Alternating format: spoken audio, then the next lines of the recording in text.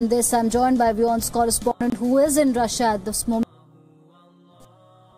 Thank you so much for joining our broadcast. What's the latest on this accident? Well, the reports are coming that a taxi actually ran into crowd and injuring 7 people. But on the contrary, there is no link to terrorism at this moment.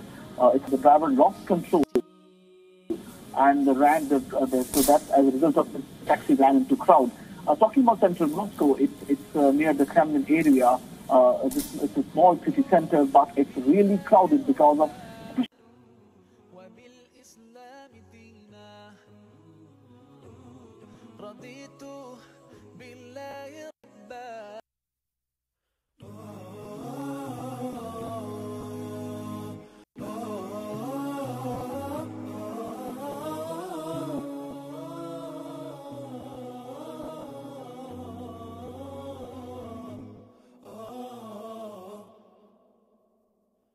رقت عيناي شوقا ولطيبة ذرفت عشقا.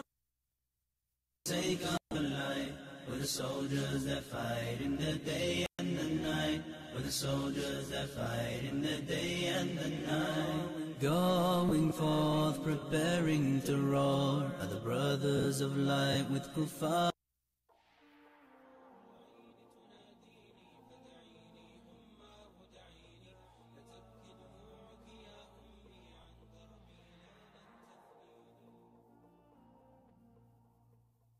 ليكن يومك للشعب ودادا، ليكن حبك للأرض مداد قلم أنت فكم عبرت عنا، وبنيت المجد أطوادا شداد أنت يا ملهم شعب أن يبروا، عشت كم حققت للشعب مراد.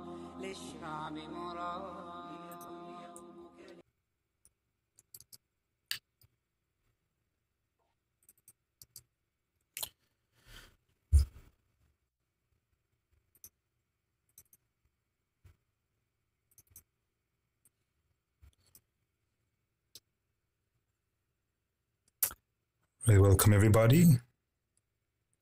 So this is breaking news. This is an attack that happened about an hour and a half ago, maybe 2 hours ago. So they're still investigating this. They're looking at it as potential incident, but we know who did it. So we have that information. Let me first play what they are reporting. Here it comes. Breaking news, a taxi ran into a crowd in central Moscow, injuring 7 people. Mexico football supporters have been injured in the accident. The taxi driver has been detained. So that's the latest we are getting in from Russia's capital. 7 people have been injured in an accident when a taxi rammed into a crowd in Moscow. The taxi driver has been detained, and that's the latest that we are getting. For more on this, I'm joined by WION's correspondent who is in Russia at this moment. Sumit, thank you so much for joining us on the broadcast. What's the latest on this accident? Well, the reports are coming that a taxi actually ran into crowd and injuring 7 people. But on the contrary, there is no link to terrorism at this moment. It's also being said that the driver lost control and ran so that as a result of the taxi ran into crowd. Talking about central Moscow, it's near the Kremlin area. It's a small city center, but it's really crowded especially because of World Cup. It's crowded very much. Also, one important thing is that since we are facing a European summer here, days are very long, and because it's daylight till 9:30 to 10, it's still our sun is out. So there is a crowd always on the street, especially in the central part of Moscow, which we're talking about. So yes, it's quite concerning. So he's talking a lot of trash. I just want to know who did it. I want to know the identity. First of all, disclaimer for those who haven't seen this, if you're sensitive, maybe you don't want to see it, but I'm going to show the actual situation. So disclaimer. There was quite a good arrangement because of the World Cup going on, and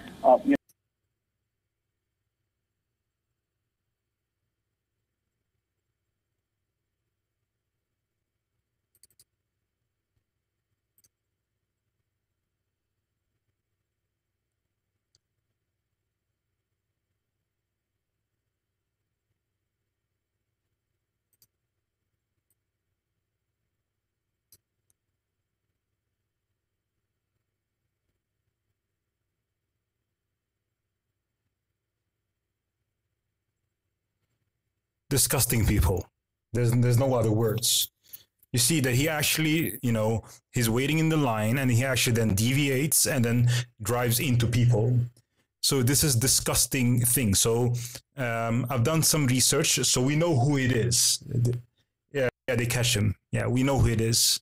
So I'll show you the information who it is. So we have seen this many times, They don't want to drag attention to this case, of course, because it's World Cup. But we're not stupid, And we know who he is. He's a person that's a Muslim. We have seen this many times. And he runs away, but they actually catch him. So here we have Reuters reporting about this. A taxi pulls into car to a crowd, pedestrians. And what can we see more?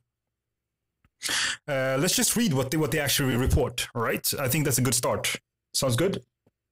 Yeah, we have seen this many times. You're not stupid, So taxi driver basically plows into a Moscow crowd, including soccer fans, hurting All right, we're getting some breaking news. A taxi ran into a crowd in central Moscow, injuring 7 people.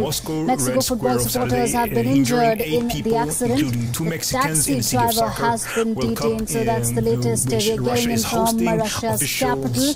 7 people have been injured in an accident when a taxi rammed into a crowd in Moscow. The taxi driver has been detained, and that's the latest that we are getting. For more on this, I'm joined by WION's correspondent who is in Russia at this moment. Sumit, thank you so much for joining us on the broadcast. What's the latest on this accident? Issued from, I can't say the name. Both are coming there. Oh, you guys can't hear me. Oh, okay. So sorry, the mic was, the sound was on. Can you guys hear me now? Can you guys hear me now? Okay, beautiful. So Moscow Traffic Management Authority says the taxi driver had a driver license from the issued in Kyrgyzstan's a mainly Muslim ex-Soviet republic. It cited the driver who was in public custody, police custody, as said he had not driven into the crowd on purpose. Well, now you know the identity of the person. He comes from a country that has probably 89–90% Muslim. Well, the scene is quite clear. This is what it looks like.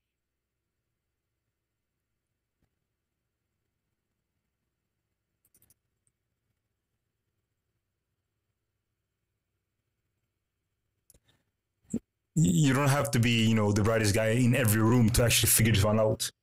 Maybe, in some, yeah, what can I say? For it to actually be a terrorist attack, you actually have to proclaim some sort of political reasons, which could be religious reasons as well. But we need more information. But yeah, they kicked his ass, basically. But that's BS, That's BS. That's not cool at all, He's actually deviating from the line, and then he's actually targeting people. For those who missed it, here it comes one more time.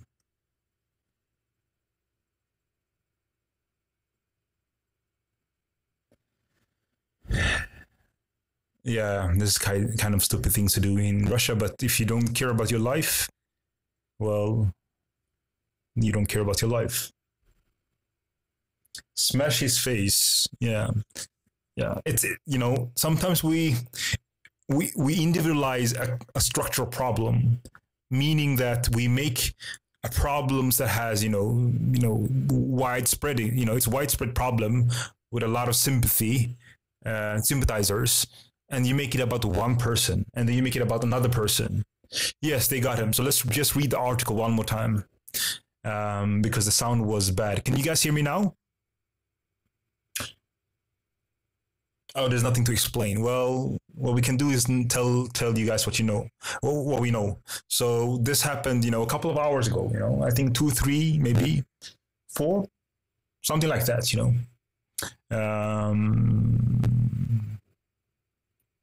All right. So yeah, it was today. So one more time here. Taxi driver basically plows into Moscow crowd, including soccer fans and herding aides. And yeah, Moscow Raiders is saying this. I'll read this so you can read me with me if you're interested. A taxi drove into a car of pedestrians near Moscow Red Square on Saturday, injuring 8 people, including 2 Mexicans, in a city of the Soccer World Cup, which Russia is hosting, officials and eyewitness said. Here you have the taxi. And here you have the damn taxi, which ran into a crowd of people, is evacuated in central Moscow, Russia, June 16, 2018. Let's continue. The incident took place as residents and visiting soccer fans thronged the center of Moscow in a balmy of summer evening. Moscow Trafficking Management Authority said that the taxi driver had a driver license issued from Kyrgyzstan, it's basically a Muslim country, a mainly Muslim ex-Soviet republic. It cited that the driver, who was in police custody, as saying he had not driven into the crowd on purpose. Well, maybe that's true. So let's have some room for that, you know. Moscow Mayor Sergei Sobyanin said in a post on Twitter there was an unpleasant incident with a taxi. The driver lost control of the vehicle. That's the quote. And the city police said he had opened a criminal. They have opened a criminal investigation into a suspected violation of traffic code. Well, maybe they don't like this attention, and the attention is basically this.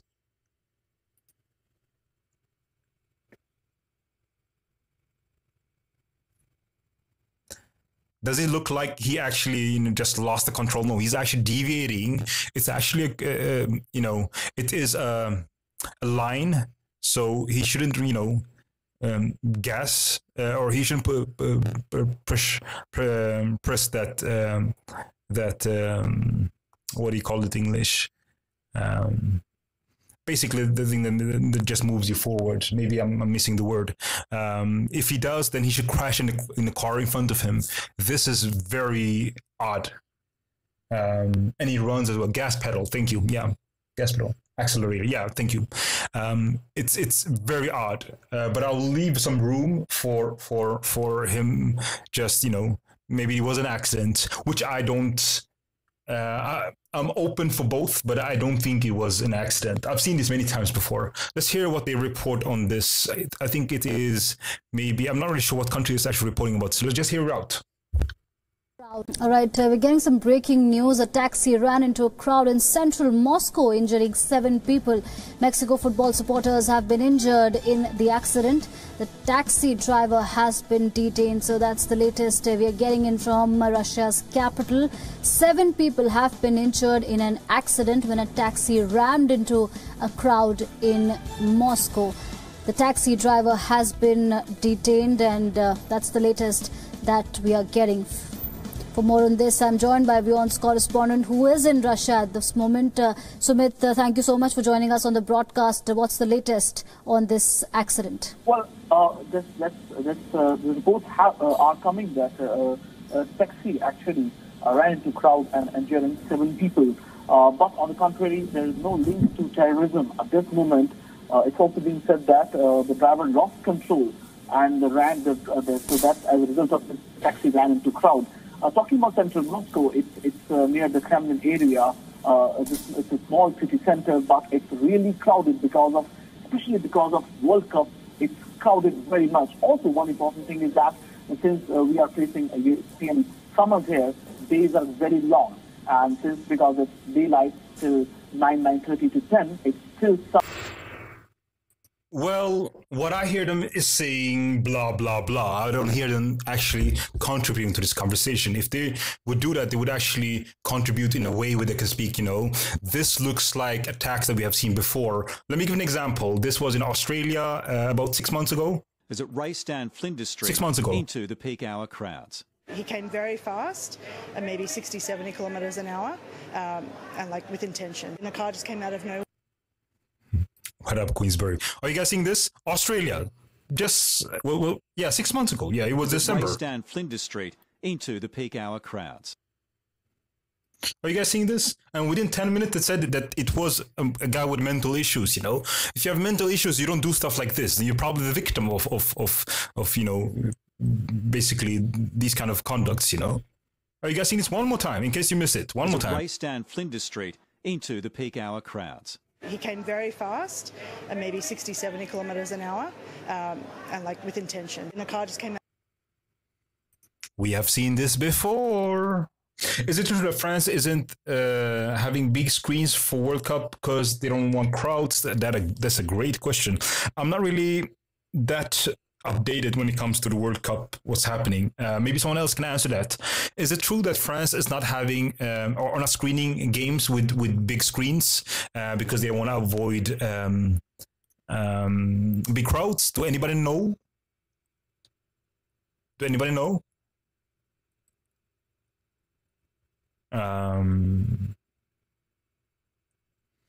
Yeah, this was Australia. So I said that before. So this was Australia. I was just showing example of when this has happened before.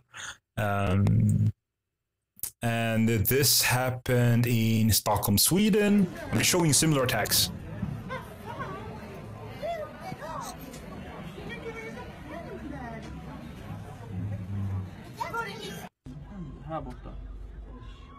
Okay, people are scared. Something's happening. The police guy standing there, he seems pretty scared. Definitely, but I would be in... They're not calling.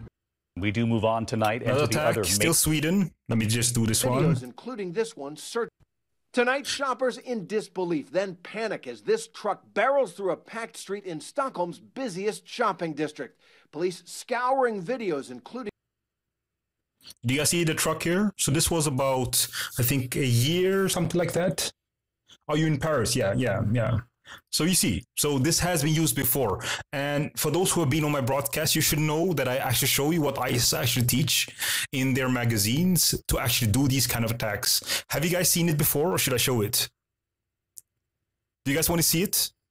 Their magazine, Islam is peaceful. Of course it is. A piece over here, a piece over there, right?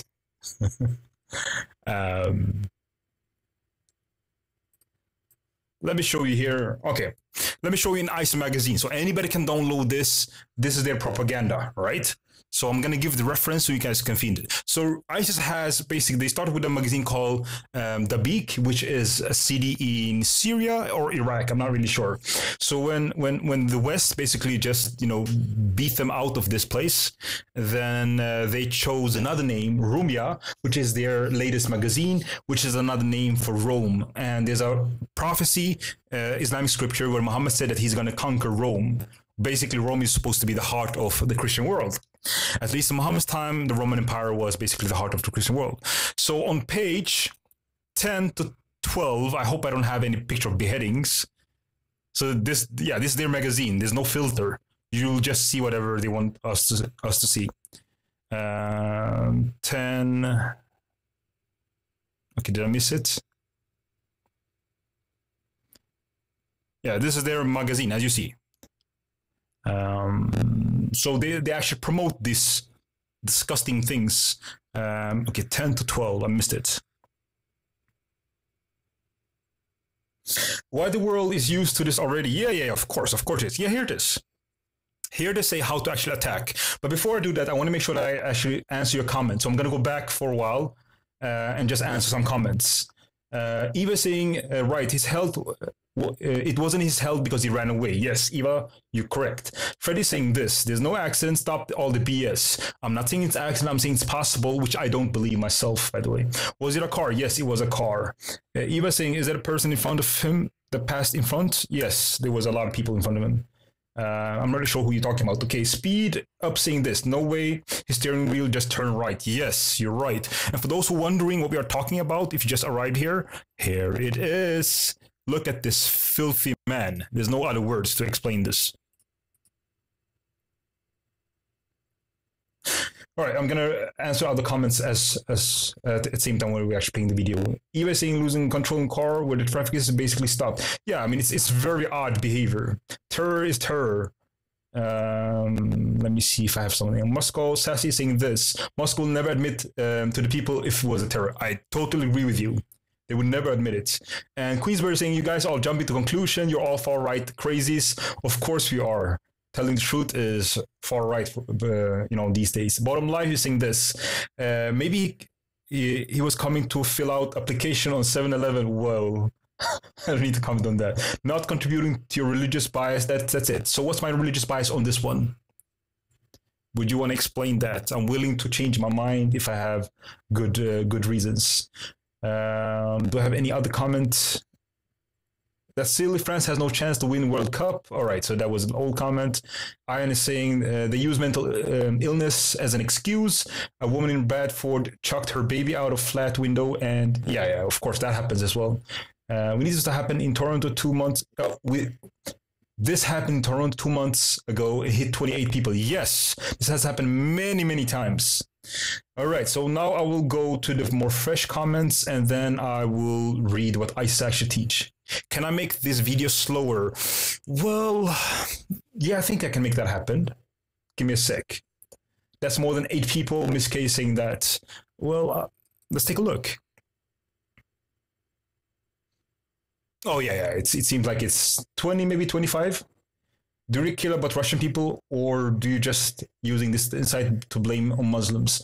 Well, I care about all people, including Muslims. Most terror attacks actually happens in Muslim countries. So I want to free Muslims from this death cult.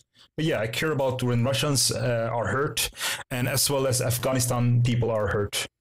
Lots of people, a lot of Muslims living in Russia, surprisingly many. Yeah, of course. Chechnya is definitely has a lot of Muslims. Okay, so let's find out actually what ISIS newspaper actually or magazine actually teach.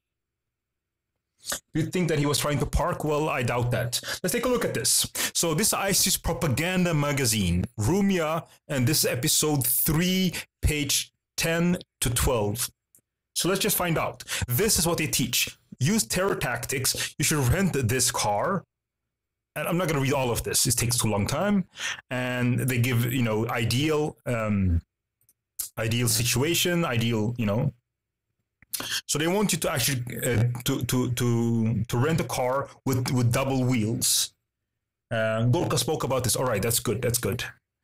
And you said avoid small cars, as you see, So it is actually they are giving details on how to do this in an effective way. Rent this kind of cars because it's hard to stop them. Choose places, outdoor markets, festivals, parades, political rallies. Choose places. You're using awful incidents as a vehicle to push a disgusting agenda. Well, I'm revealing what is being taught. So I would question you to be more specific. If you have 33,000 terror attacks in 2001, let me get the source for that. Almost 33,000 at least. Maybe it's 33,000. Religionofpeace.com. They have a database on the attacks that they actually could put together. So they miss a lot of them, Let me get it one more time. The Religion of Peace. Sorry about that. The Religion of Peace. Rumi was a Sufi Islamic mystic poet. No, this is Rumia, which is Rome. Yeah, so the Religion of Peace, you'll find this. Since 2001, they actually passed 33,000. So they have a list of 33,000 terror attacks since 2001. And the reason why I don't dismiss you is because I think your comments represent a lot of people. So 33,306 attacks is what they can actually put together. They probably missed, 2,000-3,000 of them, Have Muslims used vehicles to kill people? Yes, they have. So how would you respond to this? How would you respond to this, Mr. I don't know what your name is. Was it something with Flipper, maybe? There's no evidence this one is a religious attack. Yeah, we know the identity of the person who did it. So that's why I told repeatedly that there's room that this was potentially an attack, or it's potentially that it was... let me get it. That potentially was accident, which I don't think, but you can judge for yourself. Here it comes.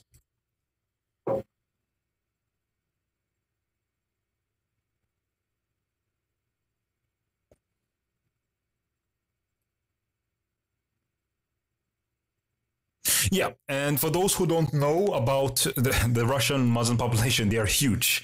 Ms. K requested if I could show prayers. Yes, I can definitely do that in Russia. So let me get it for you guys.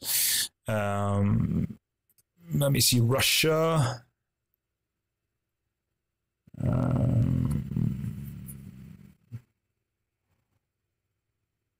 Is this the one? I think this is the one. Give me a sec. Let's figure this one out. Hold on.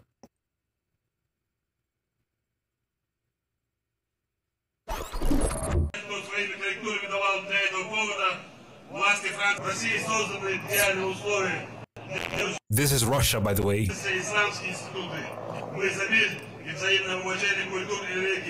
Мы за стабильность нашего Отечества России. Аллаху Акбар! Аллаху Акбар!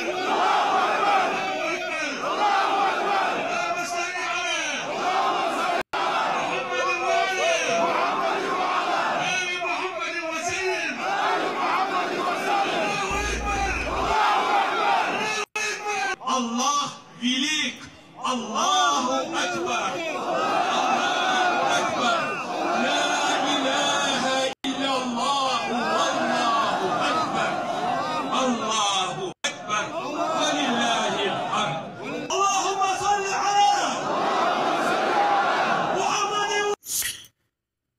So you see the numbers, which matters. It matters a lot, you know.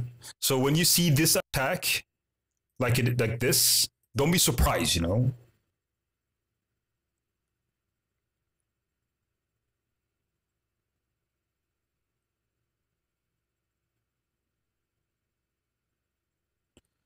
All right, so yeah, don't be surprised, you know. So yeah, there's a chance that this one was just an accident. You guys can make up your own mind. I don't believe it's an accident. We know who the identity was. Someone who comes from a country where you have majority Muslims. And here you have another video of Muslims in Russia.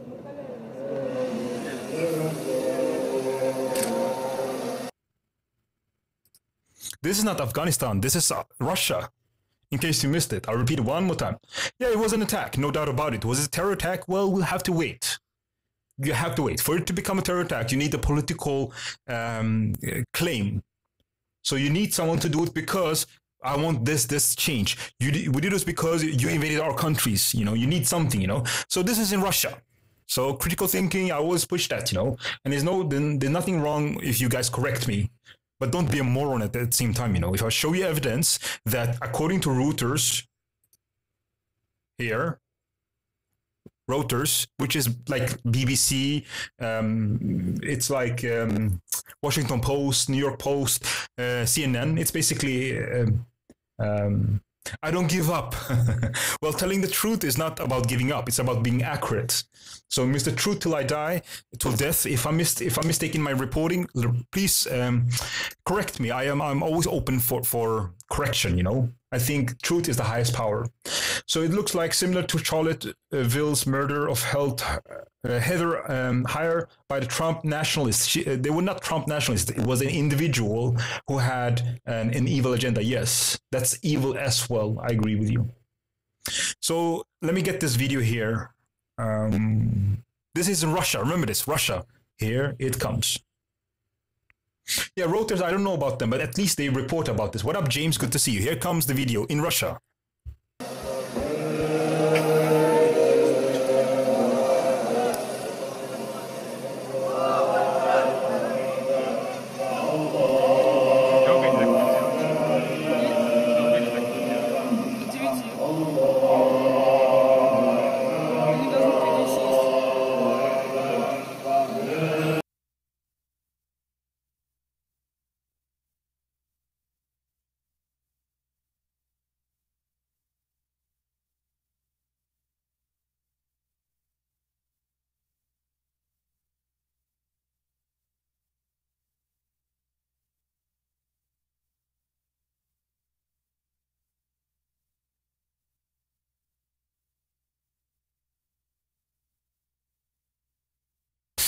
Can you guys hear me now?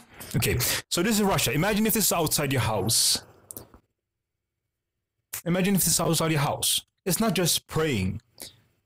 It's not just praying. Thank you, Nuala. That's why we love you, Simon. You show legit facts and back it up with information. Yes, and I'm always open to change my mind. Palestine, Israel, here we go. Yeah, there's nothing wrong with raising that topic because that's relevant. Whatever happens there, Europe will experience this. It will be replicated. But let's go back to this. Imagine if this is outside your house. If Buddhists do this, I think there's nothing... I don't know, maybe you guys disagree with me. I don't have any problem with that because they don't want to take over the West. They want to implement their own laws. They don't want to segregate. They're quite peaceful. But if you have a death cult outside your house, look at what it looks like. Well, here it is. Would you guys be okay with this? I just want to know what you guys think. Would you guys be okay with this? Would you guys be okay with people praying outside your house in these big numbers and they belong to a faith that teaches whatever you think Islam teaches? If you believe that, you type 1. If you don't agree with people praying outside your house, belonging to this faith that we know as Islam, teaching whatever you think Islam teaches, then type 2. Okay, so let's just see the numbers here. 1, 2, 3, 4. Someone saying do it in the mosque. 5, 6, 7, 8, 9, 10. All right, so some people think it's okay. We have 2 people think it's okay to do it outside your house. And most people think it's not okay. So this is what it looks like, at least.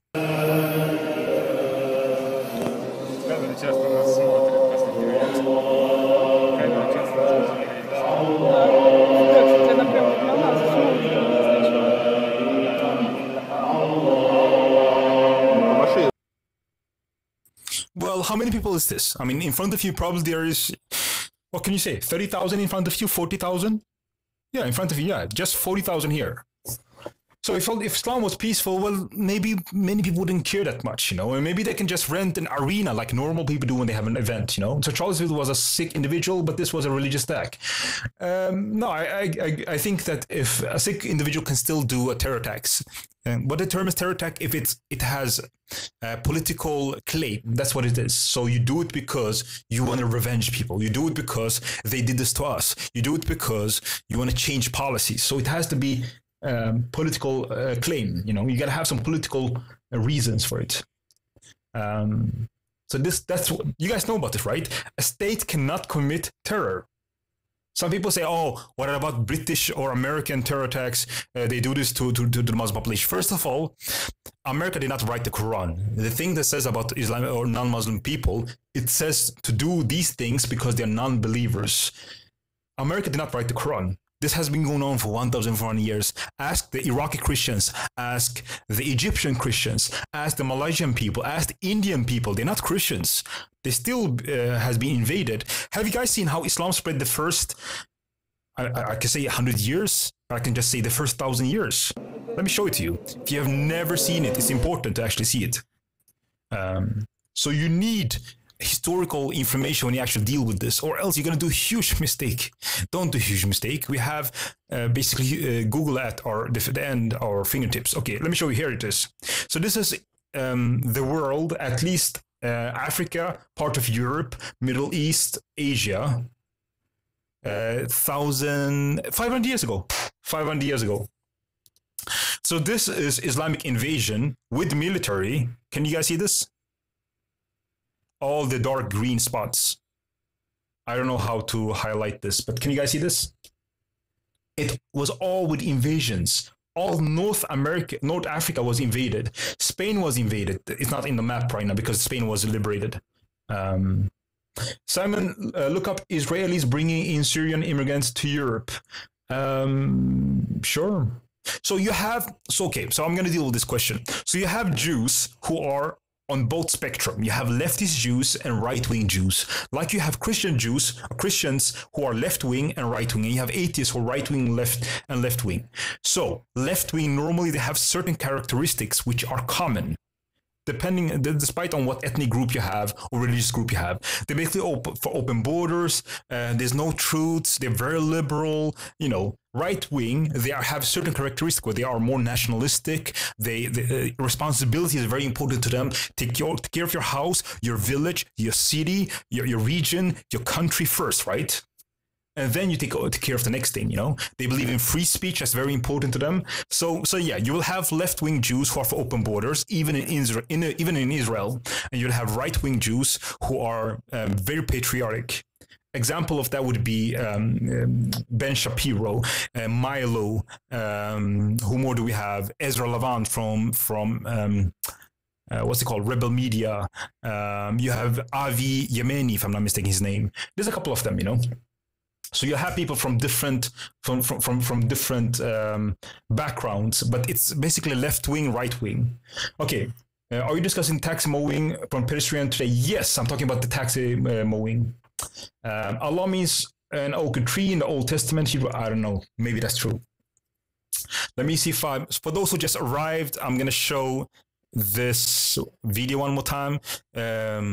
Disclaimer for those who are sensitive. So here it comes.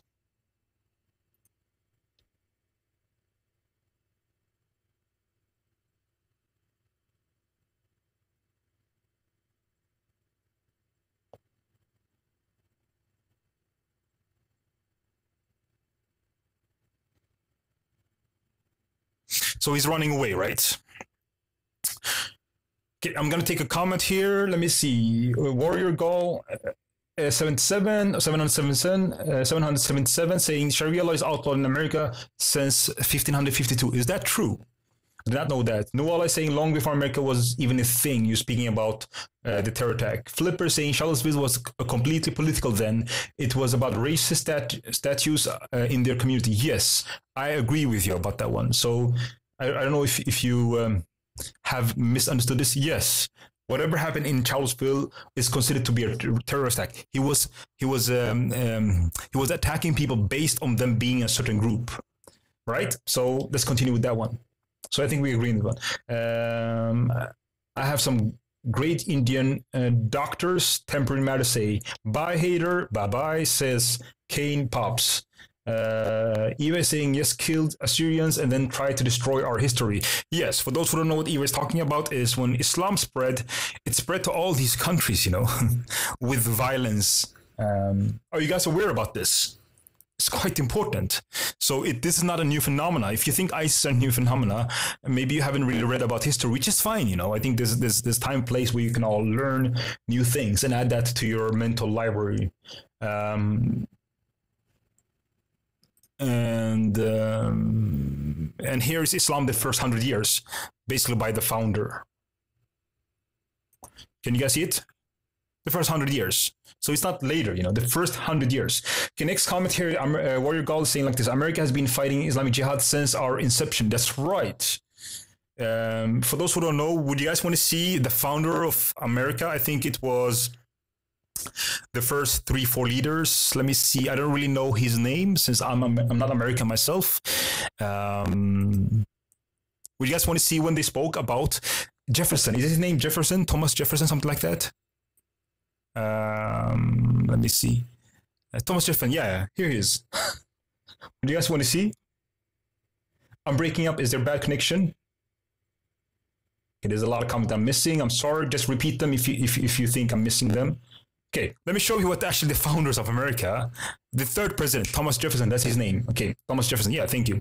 Okay, so this is, I actually have his letter. Do you guys want to see his letter? Here it is. Oh, damn. Here's his letter. Can you imagine I actually download? I mean, this is the beauty of internet. You actually have his letter here. His specific letter. What he said. So he had problem with jihadis they were robbing caravans, meaning basically boats that were having was basically boats with trades, basically with objects where you import things and you export things. So you can't read what I'm showing right now, but I'm going to show you in when they actually translated this, so you have this in actual real text. Are you guys interested? Oh, Ice Wolf is here, the Nazi. Get out of my room. If you're Nazi, you're not welcome to my room. Yeah. We're not, if you're a conservative, you should definitely look at Nazi and you should say, these people does not represent what I believe, and you should call them out. And there should be strong there should be a big difference between you, a strong description between you and a Nazi. Huge difference. So that's why we say to the left, call them out. We look at Muslims, call out the radicals. They won't do it. But conservatives, I don't know what you guys believe. You believe in Jesus, then you call it out. Jesus told us to love our enemies. Jesus told us to love our neighbors. You should call them out. These people are very, very different from what conservatives believe. And yes, you do. And that's why I'm doing that in public. Iswolf is a self-proclaimed Nazi. Do you guys know that he's a self-proclaimed Nazi? He actually have a Nazi flag when he's doing broadcast. It's not just, a Nazi I'm saying like that. He has a Nazi flag on his broadcast. So I won't spend more time on it. I'll go back to Thomas Jefferson. He threatened you once. Yeah, I see. Yeah. His name is Iswolf. Okay, so I'm going to get the letter from 786. I'm going to get it so you guys can read this. He's a snake, but as well, you should not stand behind Nazis. There should be a big difference between you as a conservative and a Nazi. Big difference. And people should know that as well. Okay, here it is. The letter. Yeah, you can't come to my broadcast and just pretend you're a conservative. No, we're going to call you out, Okay, here's the link.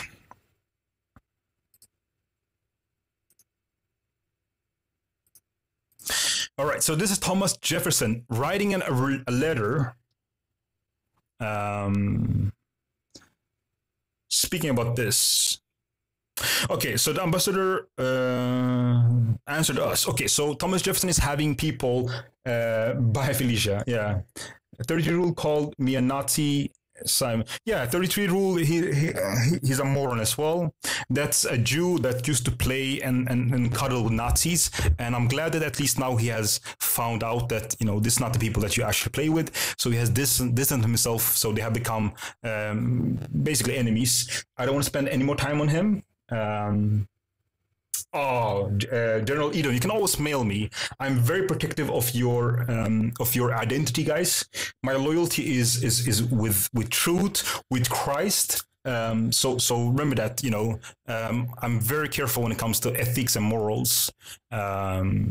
So let's just hear this one out. Okay, here it is. So the ambassador answers us. So this is one of the ambassador, I think, of Jefferson's answers like this, that it's found in the law of their prophet that it was written in their Quran. Can you guys read this? Is it possible?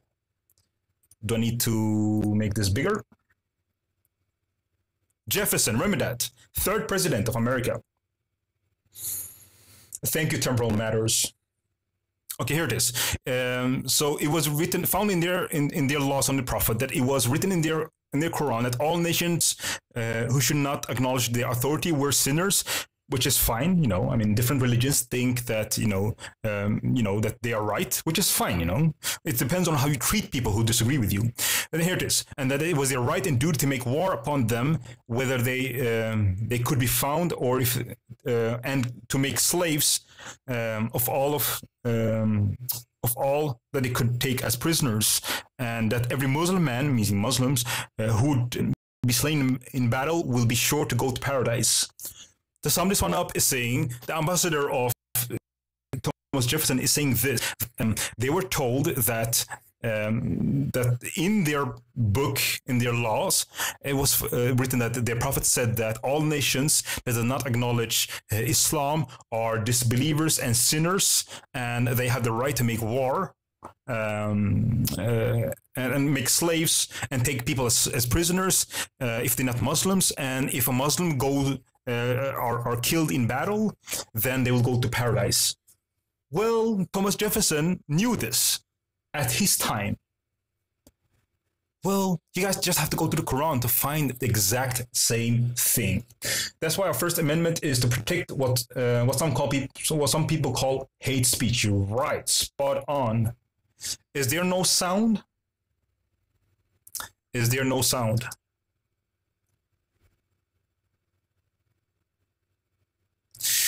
So Thomas Jefferson had huge problem.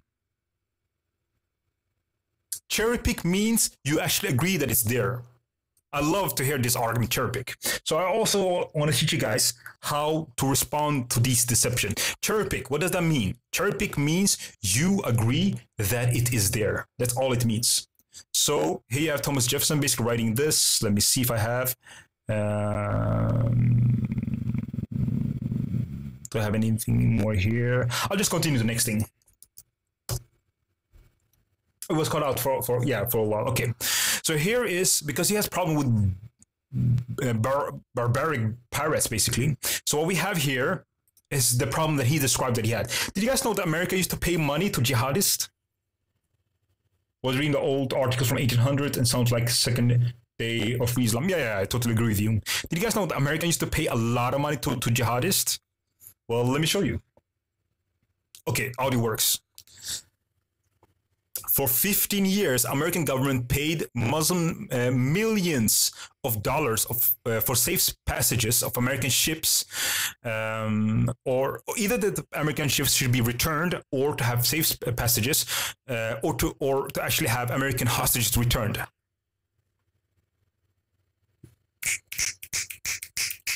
Navy SEALs. Who actually created the Navy SEALs? Do anybody know? Do anybody know who created the Navy SEALs? Who created Navy SEALs? Oh, this is a history lesson. You weren't ready for this. From the halls of Montezuma and the shores of Tripoli. Thank you for sharing that. It was Thomas Jefferson. He created Navy SEALs as a way to actually save kidnapped American hostage from jihadists. Ta-da! Ta-da! Navy SEALs was created by Thomas Jefferson to save hostages from jihadis. Okay, let's just keep on reading. The payment in ransom and tributes amount over 20% of American government annual revenue in 1800. Can you imagine that 20% of your finances for the American government every year went to jihadists? 20%. Let me just highlight that. Well, if you do that for 15 years, you'll finally say, enough,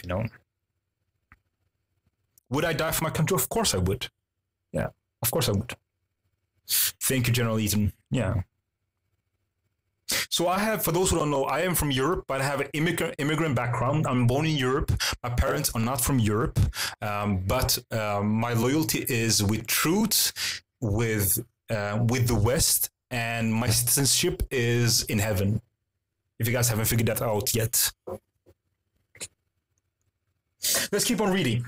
Jefferson was disgusted, and shortly after his being sworn as a third president of the United States in 1801, the Pasha of Tripoli sent him a note demanding the immediate payment of $225,000 plus dollars, right, and $25,000 a year for every year forthcoming, and that changed everything. So he keeps on, paying money, and enough is enough. So I'm just going to read the relevant part. So the Congress authorized Jefferson to be empowered in U.S. ships. Let me see if I have something more. Okay, so when Algiers, I think it's just Algeria, and Tunis, yeah.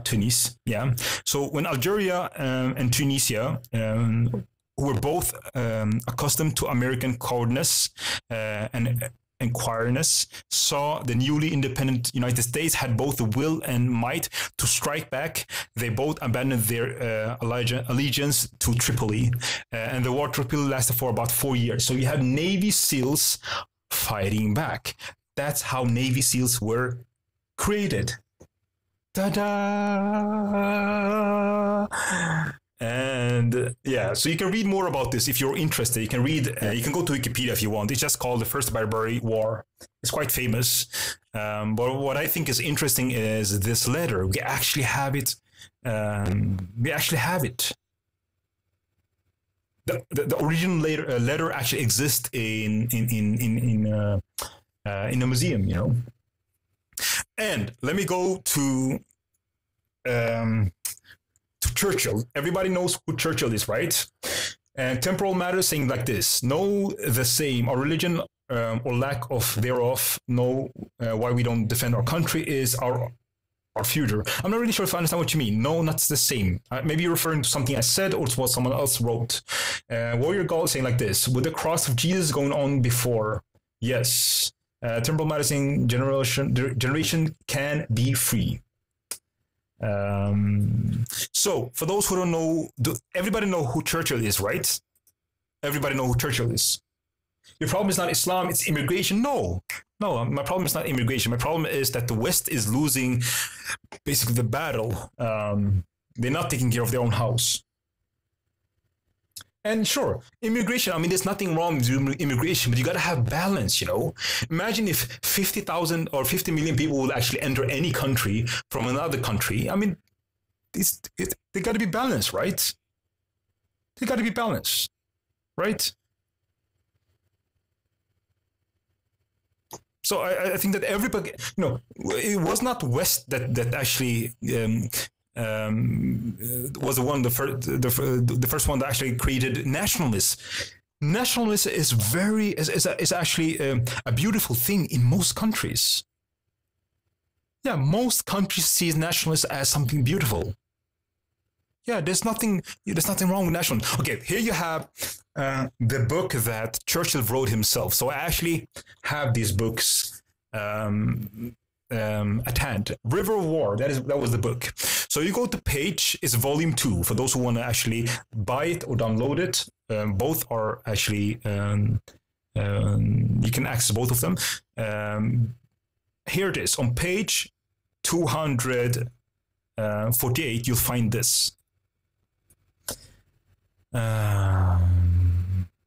There was this losing to Jews. With Jews, you lose and you go to Benjamin Freedom speech. I don't know. I think I've addressed your points.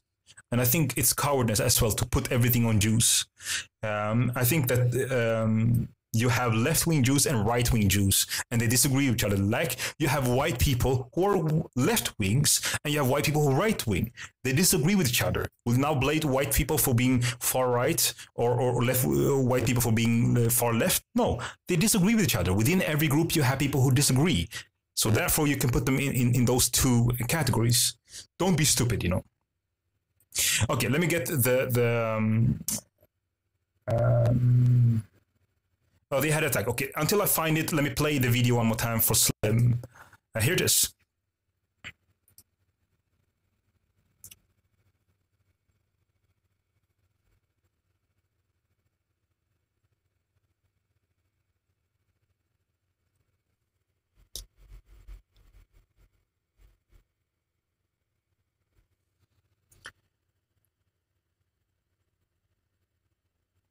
Okay, so that coward run, which means that he has, basically understood that he did something wrong, and I guess, who knows, Thank you, Kev. So here you have Churchill's, his own book, his own letters in front of you, Yes, Slim, we have seen this many times before, don't be, don't invest too much emotion. So this is what Churchill, he himself on page 248 is saying this.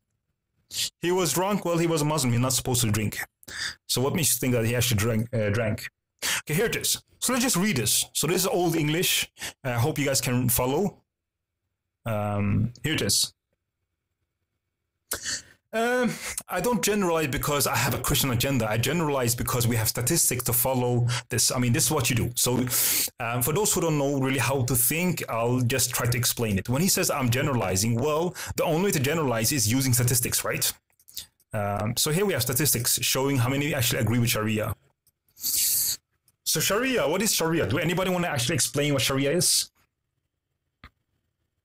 It doesn't make sense. Yes, Slim, it doesn't make sense, I mean, innocent people on the streets, that's crazy. What does Sharia means? Do anybody know what Sharia means? Because I want to teach you as well how to handle these deceptive questions or in comments. Freedom, slavery, 1984, right? What is Sharia? I'm going to go back to Churchill. Don't worry. What does Sharia means? Do anybody know? War is peace. What does Sharia mean? He's saying I'm generalizing. Well, you actually use statistics to generalize. That's how you actually do it. So if you know anything about science, you should know that. What does Sharia law means? What does Sharia law means? If I ask people in the US if they believe in 10 commandments, now you're deflecting, you're not addressing my question. Simon, why don't you tell us about the story of the crusade in Salahuddin? Let's see the comparison. Yeah, I can do that as well, sure. I just want to make sure at least. Sharia law, look, very easy. Platinum Mimi and Patriot, you're seeing that. Sharia law just means Islamic law. Don't make it complicated. It means Islamic law. That's all it means. They take what Muhammad did, what he taught, and that's Sharia law. Yeah, you submit. Look at how many people actually want that. Sharia law is what ICE are doing. It's what Pakistan are doing. It's what Iran is doing. Saudi Arabia is doing. Sudan. You get killed for leaving this death cult. Take a look at how many people actually agree with this. Russian Muslim, 42%. Kosovo Muslim, 20%. Bosnian Muslim. This one is actually compounded by Pew Research Center. They are scientists doing this, 2013. And yeah, I'll give you the name of the study if anyone wants to download it.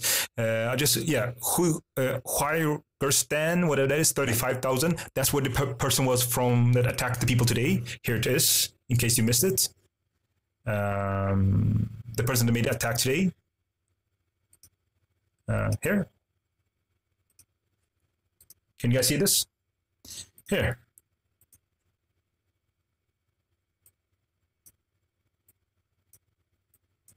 Are you guessing it? Kyrgyzstan. Muslim country, basically. Are you guessing this? So let me go back to the study. You don't think that US in Sharia wants Sharia law? Well, you don't have to guess. We know the numbers. Okay, let's go back. So Kyrgyzstan had 35% of the Muslim population wants Sharia law. I'm just going to go to next country here that I think is Southeast Asia, which have bigger numbers. Malaysia, 86% of the Muslims want Sharia law. Thailand, 77% of the Muslim population wants Sharia law. Indonesia, 72%. How many people live in Indonesia? How many people live in Indonesia? Well, for those who don't know, it's 240 or 50 million people. Well, 72%. I mean, that's basically... It's almost 100%, you know? So that's about 200 million people at least. Afghanistan, 99%. Pakistan, 84% of Sharia law, which includes killing ex-Muslims, you kill gay people, you stone people. It's these values. Iraq, Bangladesh, 82%, Iraq, 91%, Palestinian territory, 89%, Morocco, 83%. I don't have to continue. You know, you see these numbers. So when you say I'm generalizing, well, I'm actually using these numbers. And I'm also using the number for the amount of terror attacks that we have. Let me go back to what Churchill said, all right? I'll end this one here. So Churchill said like this: how dreadful are the curse of the Mohammedans, meaning Muslims. That's what they were called. On its votaries, beside the fanatical frenzy, so he's speaking about the radicals, which is as dangerous as a man is to hydrophobia in a dog. Basically saying that rabies, that's the word he's looking for, hydrophobia. He's saying that rabies is as dangerous to a dog as Islam is to a man. That's all he's saying. Are you guys seeing this? Let me see if I actually have a picture of him saying this. I actually have a quote. Let me see if I can find it. Here. Can you see it? Islam is as dangerous to a man as rabies is to a dog. That is what he's saying about 80 years ago. 80, 90 years ago. Well, they knew it back then. Don't be a moron.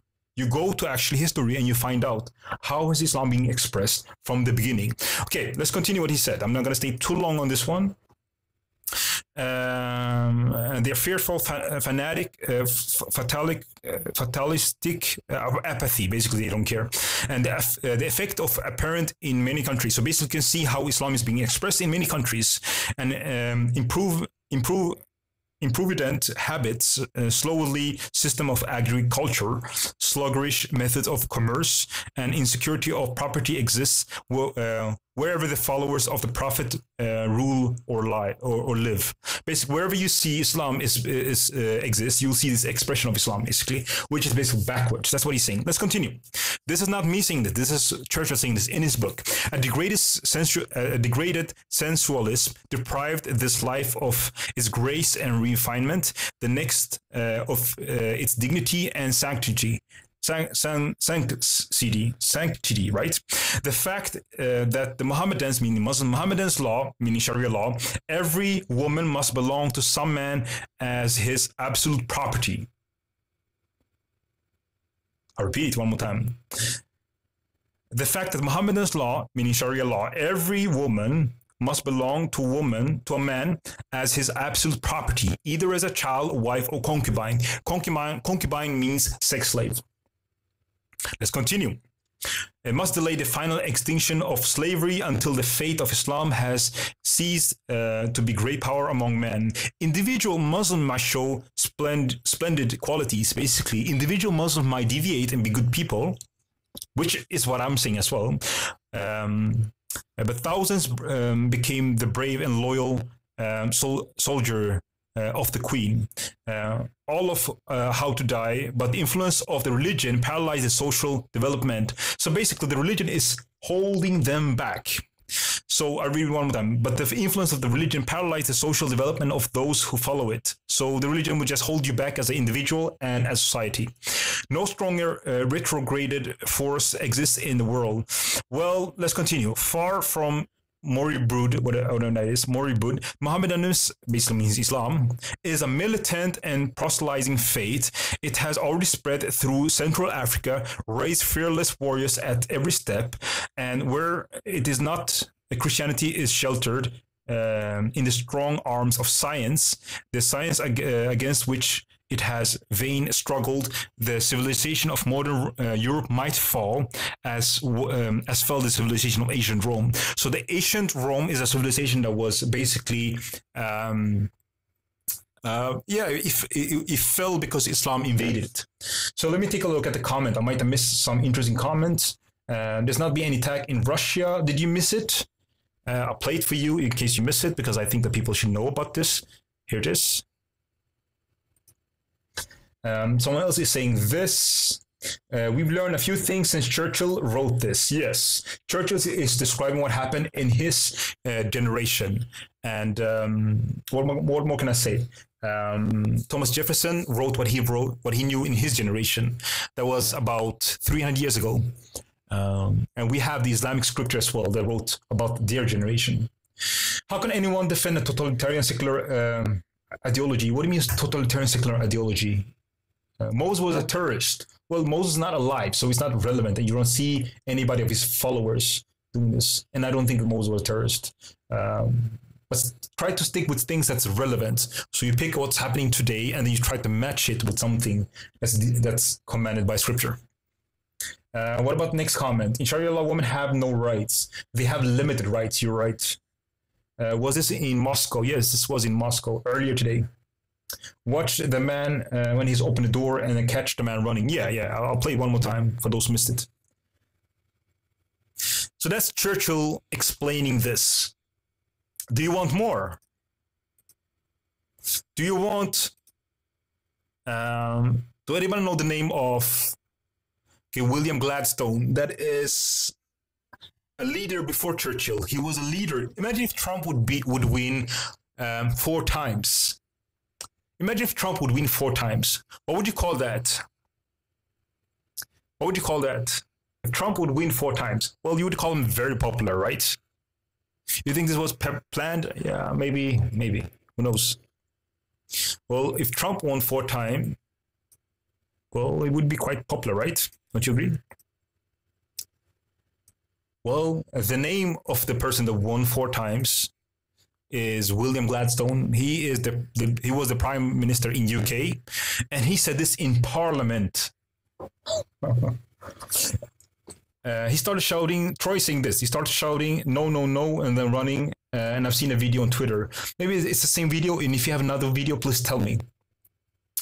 So William Gladstone, who's the Prime Minister, who used to be Prime Minister of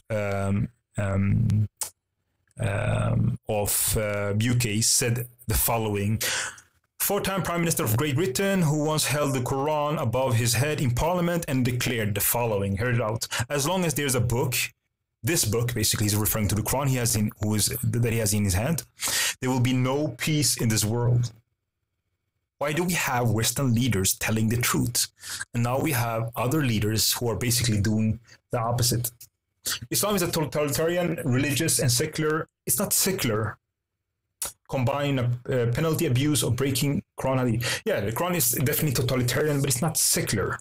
And maybe you're meaning political, religious, political, and army-based. Then you'd be right.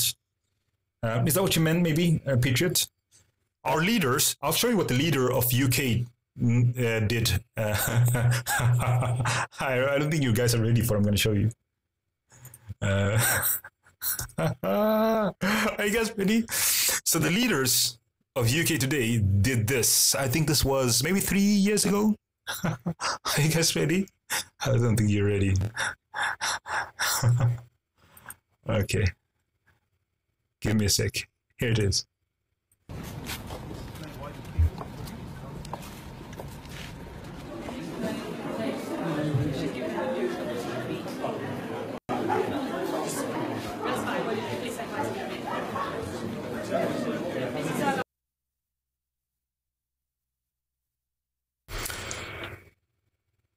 Why is she having covering? Why is she covered up?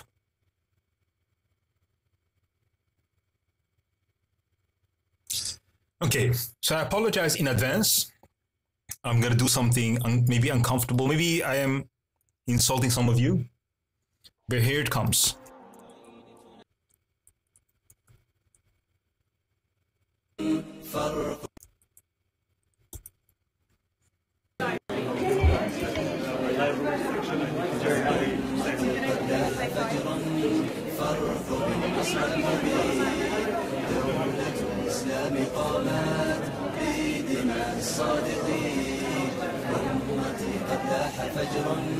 فارقب النصر المبين دولة الإسلام قامت بدماء الصادقين دولة الإسلام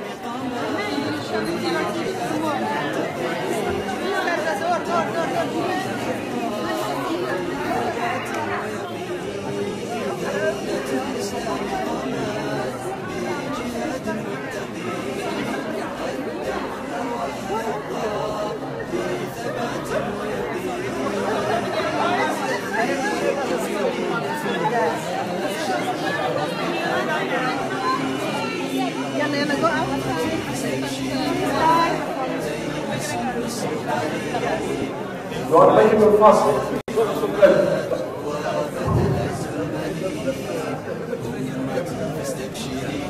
Sit down, please. Yeah, take a photo with sitting down. Sitting down.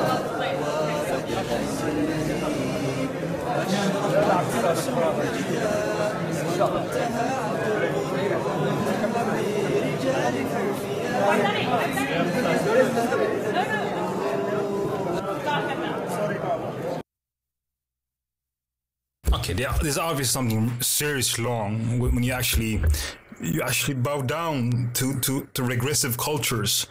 And the reason why I'm saying this is because you have Iranian women who are taking off the hijab because they are forced. Don't be a moron. It's obligatory to have the hijab or you go to hell, because if you don't submit what Allah actually said, then you are a disbeliever. That is the ruling. That is the ruling. I play Nasheed. Well, I'm playing Nasheed in a comedy manner, you know. She's paying the respect. Well, okay, so how would you guys respond to that argument, you know? That she's actually trying to be, maybe she doesn't necessarily respect Islam, but she respects the Muslims. And one expression of that is that, you know, she goes to the place that they cherish and she thinks that, you know, if I be part of them, and I eat and drink and behave like them for an hour, maybe they will see that at least I care about them. How would you guys respond to that? So let me read if I have some comments on this one. How would you guys respond to that? This is an expression of her caring of the Muslim population without necessarily actually agreeing with the teaching.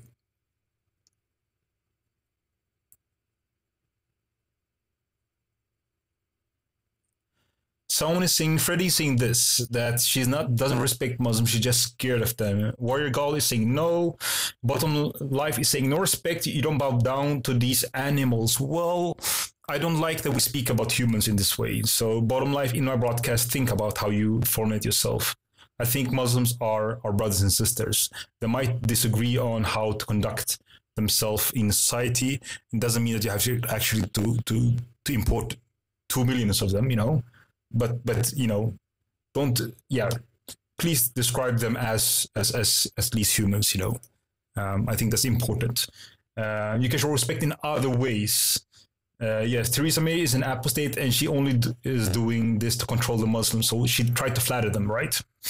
She's leader of the entire nation, not just Christians. Yes, that's true. Christians do not bow. And let me just see what you're saying. What is why we do not bow to our presidents? Yeah, you don't bow down to anything else than just, I guess, God. Trump did the same thing with Kim Jong-un. So he put on this oppressive, backward, I guess, clock. I guess you show respect by bringing some proper British bacon. That's one way to actually respect them. Don't go to the temple and pretend to be Jewish. Yeah.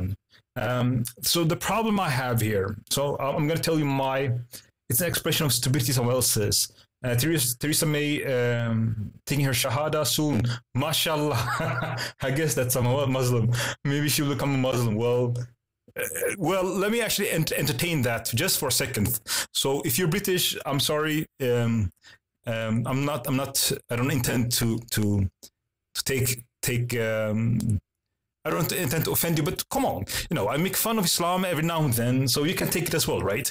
Well, is she a Muslim? Well, obviously there's no evidence of that. Is she a weak Westerner? Well, yes. Take a look at this. So Muslims, probably you'll be happy when I show this, but she's saying this in 2016. Just make sure that I can show you this. 2016. She's saying this. The West can benefit from Sharia. What do you mean benefit from Sharia? What do you mean benefit from Sharia? You moron. What do you mean benefit from Sharia? Yeah, the comments here are hilarious. What do you mean benefit from Sharia, you moron? What does she mean with benefit from Sharia? What does she mean? I want to know. What does she mean with Sharia? Well, do you guys know what Sharia is? Let me show you what Sharia is, for those who have never seen it. You go to the Quran. So, Quran 24:2, I think. Okay, Quran 24:2 says the following. Are you guys ready? I hope you are. Quran 24:2, and if you want it in Arabic, I think I have it here. Yeah, here it is. Okay. So the woman and the man who's guilty of illegal sexual intercourse, you flog them both with 100 stripes. 100 stripes. You do not pity. You don't hold pity, meaning you don't have empathy, because it's a punishment described by Allah. And everybody who believes in Allah on the last day, they should not have pity. And you got to let a party of the believer witness their punishment. Are you guys seeing this? So you need people to witness this disgusting punishment that you will see in a moment. Are you guys ready? Well, here it comes. So I want to give a disclaimer. Disclaimer, disclaimer, disclaimer. Disclaimer just means I'm warning you. So here it comes. This is in, I think, Afghanistan, if not mistaken. Yeah, I think this one is in Afghanistan. Let me see that I can find it.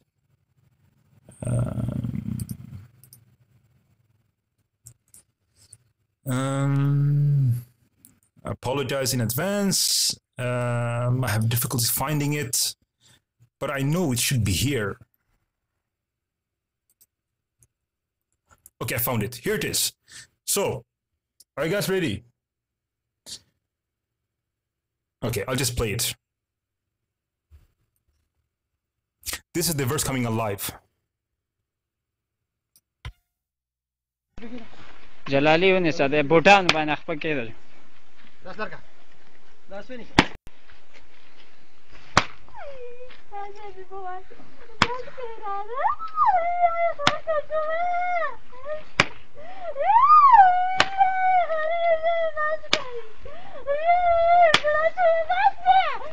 الله سونه ونیسه ټیټه لکه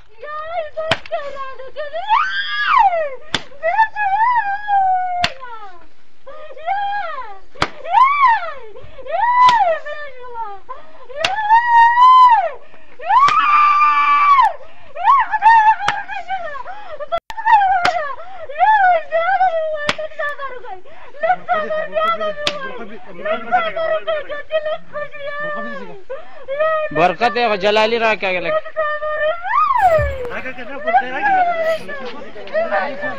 تشا تشا آخوا شوی کسان آخوا کا لام کسان شا تشی لگیرم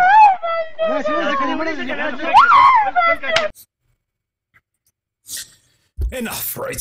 So yes, someone asked, what did she do? I don't know what she did. I don't know the specific about the details, you know.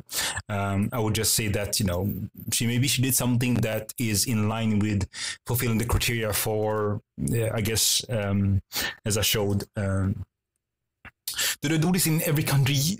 No, they don't do this in every country, which is not because Islam doesn't tell you to do it. It's just because they choose to not follow Islam. So that would be different, right? So if you follow Islam, this is what you should have. So I can show you another country. You have countries like Indonesia, who are having in one place of Indonesia, you'll have them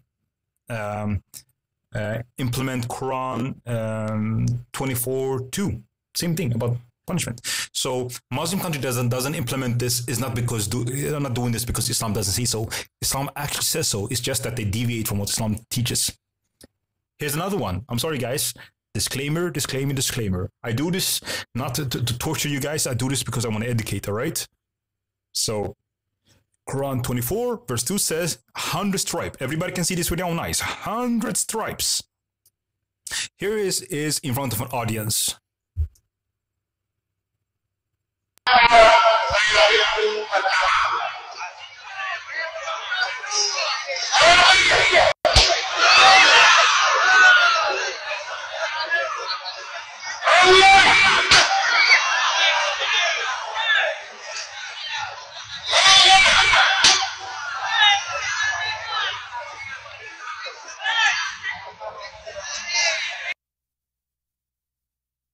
Enough. No need to continue. This country is Indonesia, for those who don't know. This one is in the place called Aceh in Indonesia. And I have another comment saying, Simon, I think it would be more accurate to reflect on specific countries and cultures. I both agree and disagree with you, yes. We have 13 countries today that will kill gay people and ex-Muslims. And then you have a lot more countries, and all of them are Muslim, by the way. And you have more countries that jail people for not being for being gays or ex-Muslims. Just ex-Muslim is I think it's a good example. But the problem here, what I'm showing here, is that Islamic teaching teaches this. So I think what you're talking about is implementation. Some Muslim countries doesn't implement this because do anybody know how many Muslim countries we have today? Let me see. Troy says, I want to be whipped like that by a chick. All right. Good Old Day says like this: break the old man's hand and drag him out. That's right. Lynn is saying this. Yes, we must see this, even if it turns my stomach and rips at my heart and gut. That's how I feel as well. Indonesia is supposed to be a moderate one. Well, it's not. Mike Tanner saying my hate for Islam just grows by the day. Lynn is saying I must, but not we. Maybe you mean that you must see, but not others people have to see this. Flipper saying, why do Russian killing and jail gay people? Yeah, Russian kill gay people, and at least they jail them, right? I don't have enough knowledge on that. I think they don't want that practice in their country, I guess. how many Muslim country won? I don't know what I mean. How many Muslim? Maybe you misspelled it. Can you write it one more time? Yeah, this is in Indonesia. It's in a place called Aceh. I can show another video if you want from Aceh, but you see this basically the same thing. Here it is.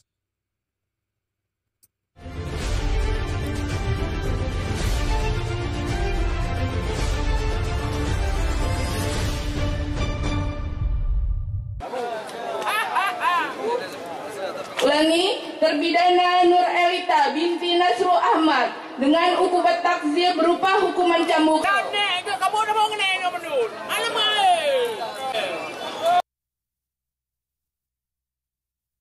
Guessing an audience, because the Quranic verse says that you have to have people watching this, because that is also a way to actually implement social values, that people actually warn their neighbors. So you have an audience. That's very important. That's what the Quranic verse said. Panggung, kami mohon kepada awak media untuk sedikit.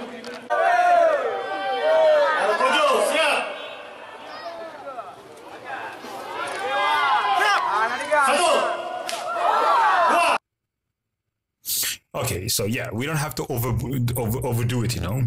So my question, yeah, so Mohammed Dawood's answer to my question was one. And my question was, how many Muslim countries do we have? Hello, Island Girl. Hello, my sis. We don't have one Muslim country. We have 55.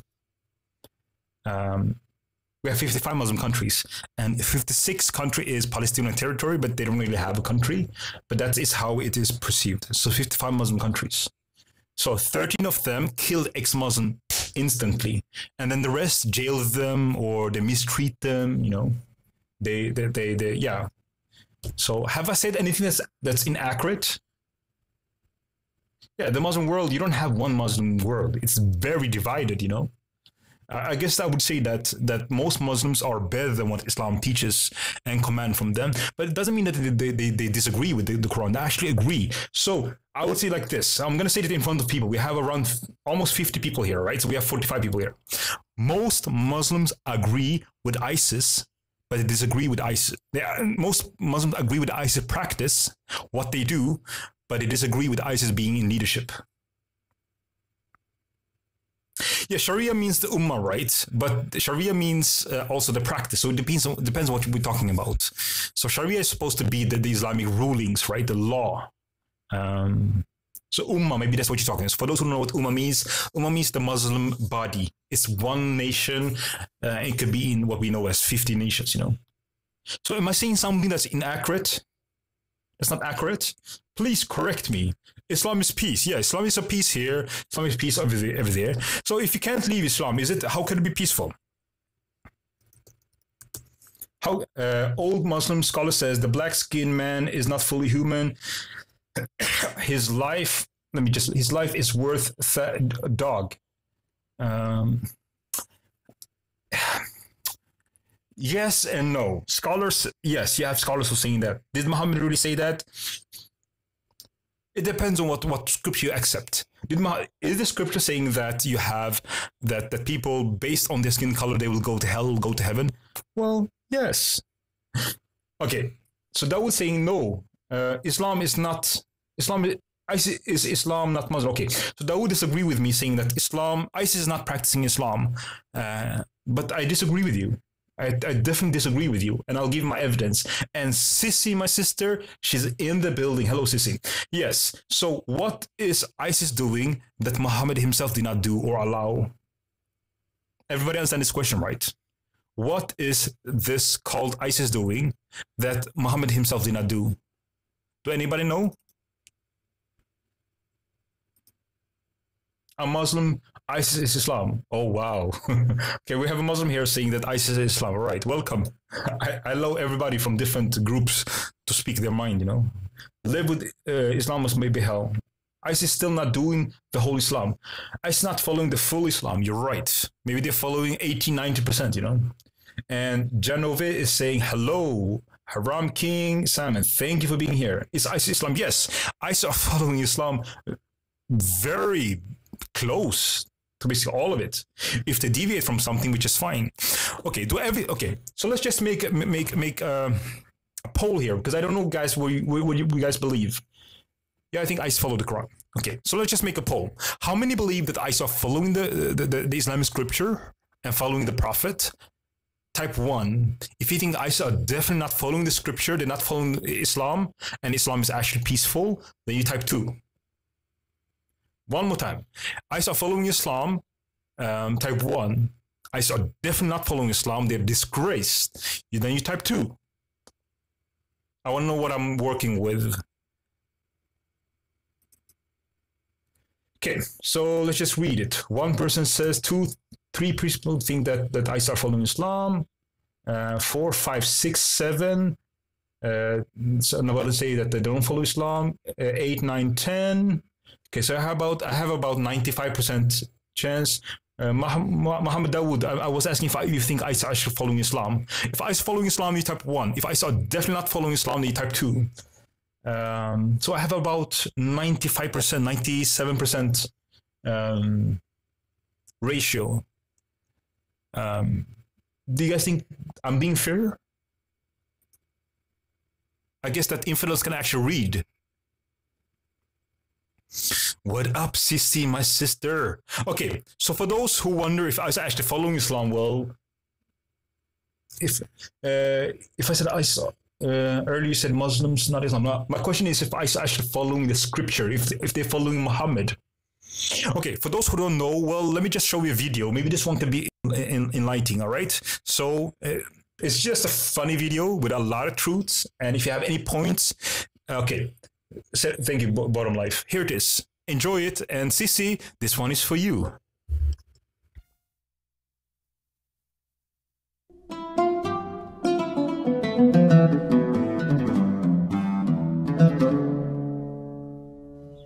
Bismillah, brothers and sisters. We all know by now how evil the Western media is. You know, when they report on the news, whenever Muslims blow themselves up to kill innocent people, and they call it terrorism. Brother makes a good point. The media is run by filthy Jews and white men. Sister makes a good point. But luckily, we can use the Western media and social media created by the filthy Jews and white men to give the true message of Islam to everyone and make sure that everyone knows that ISIS have got nothing to do with Islam. This must always be our #1 priority. ISIS has nothing to do with Islam. That's right. Oh, you all learn so fast, mashallah! So, whenever anyone says that Islam is violent, all we have to say is ISIS have nothing to do with Islam. Because we all know that true Islam is nothing like it whatsoever.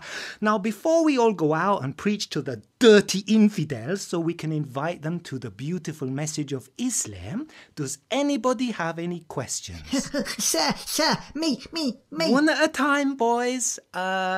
Ginger, you go ahead. I exposed Tommy Robinson.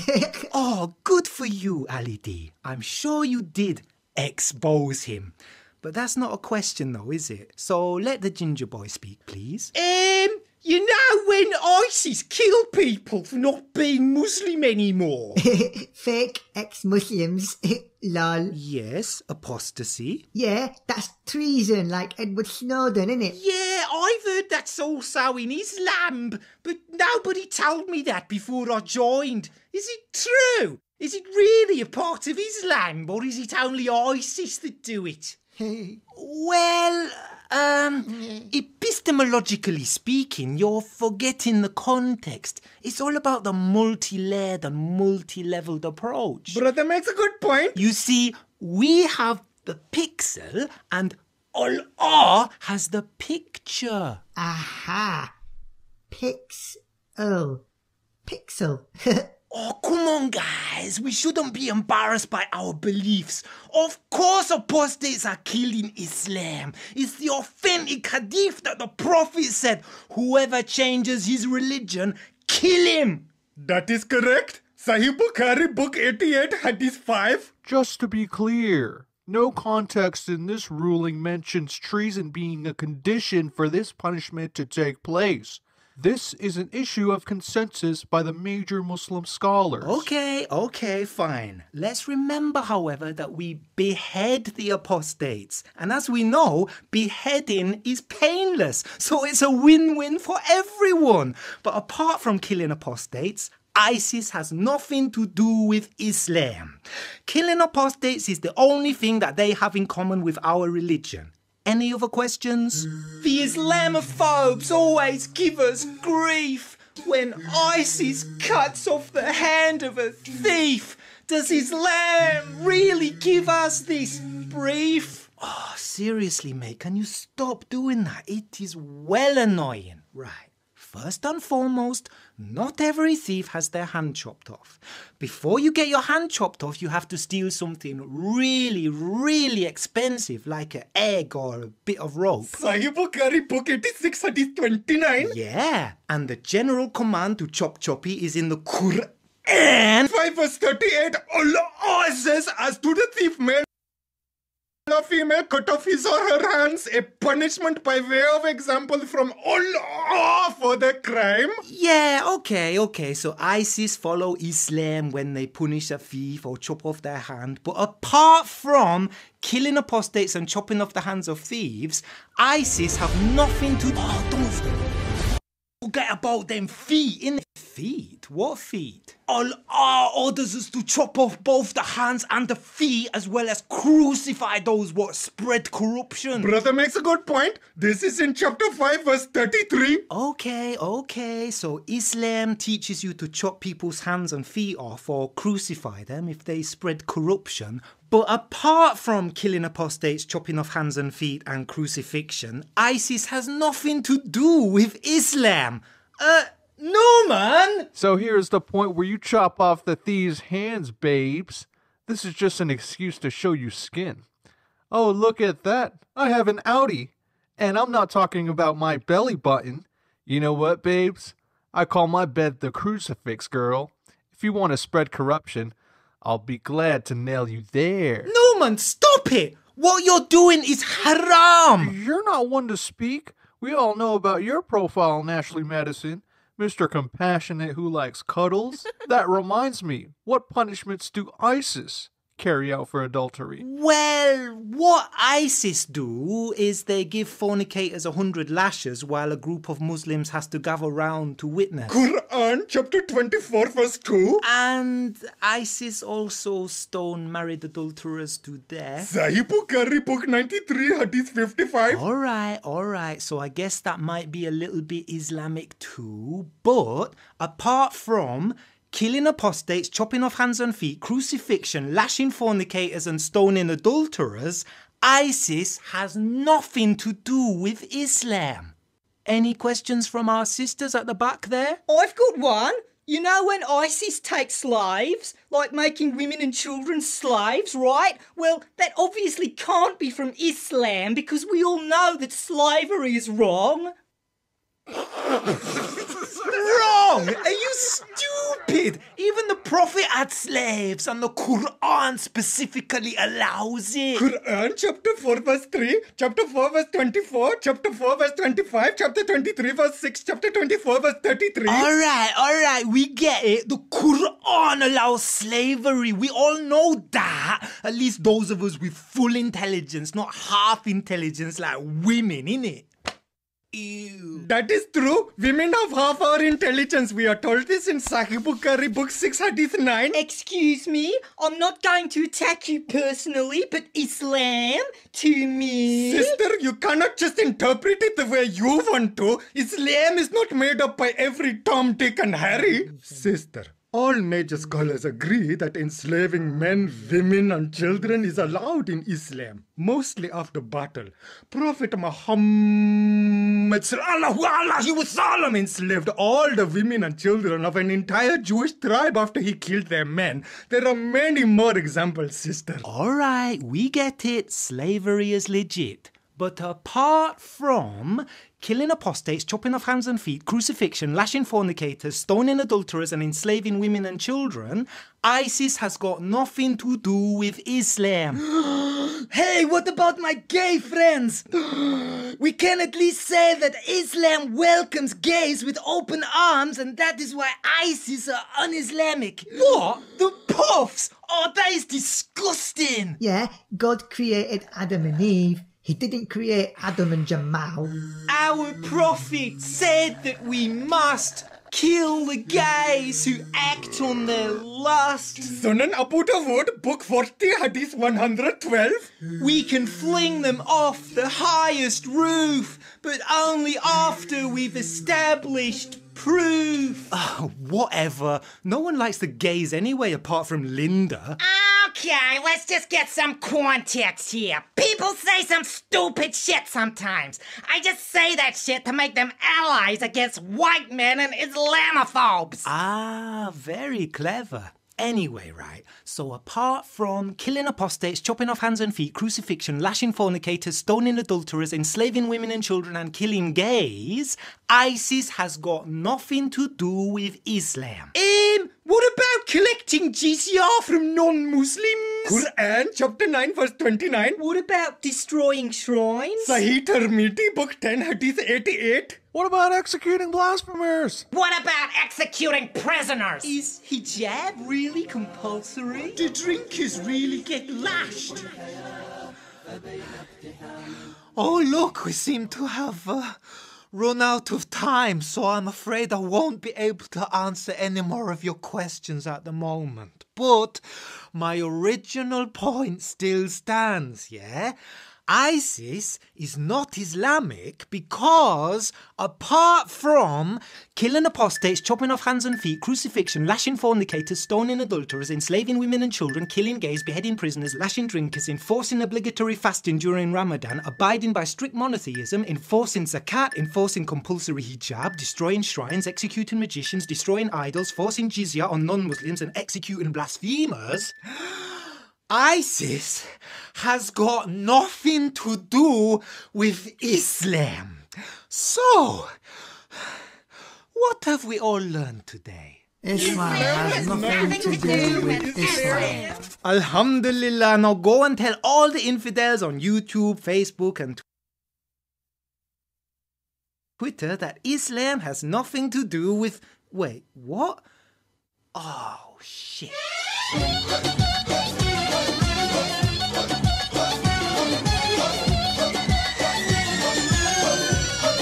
Allahu Akbar!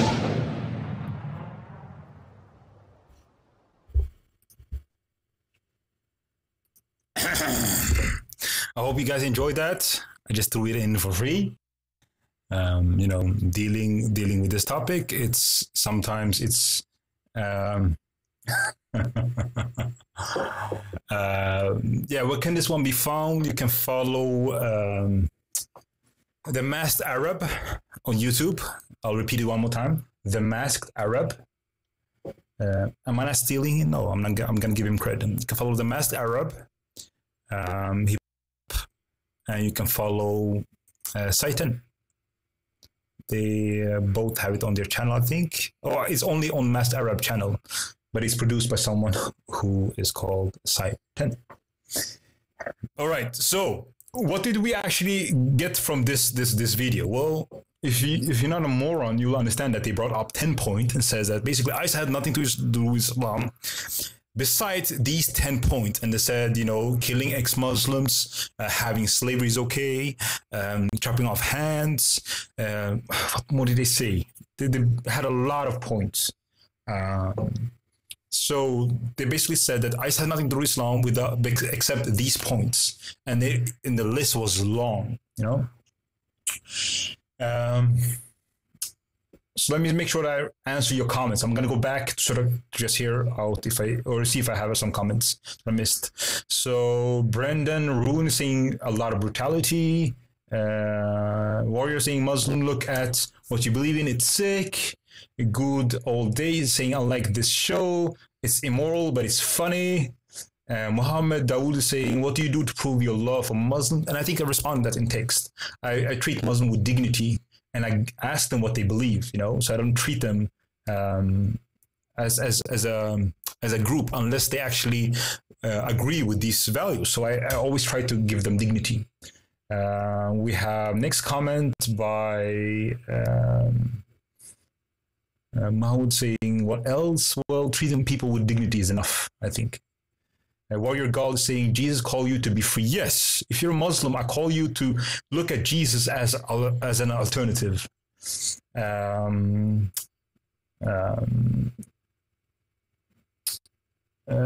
old saying, thank you, George Orwell.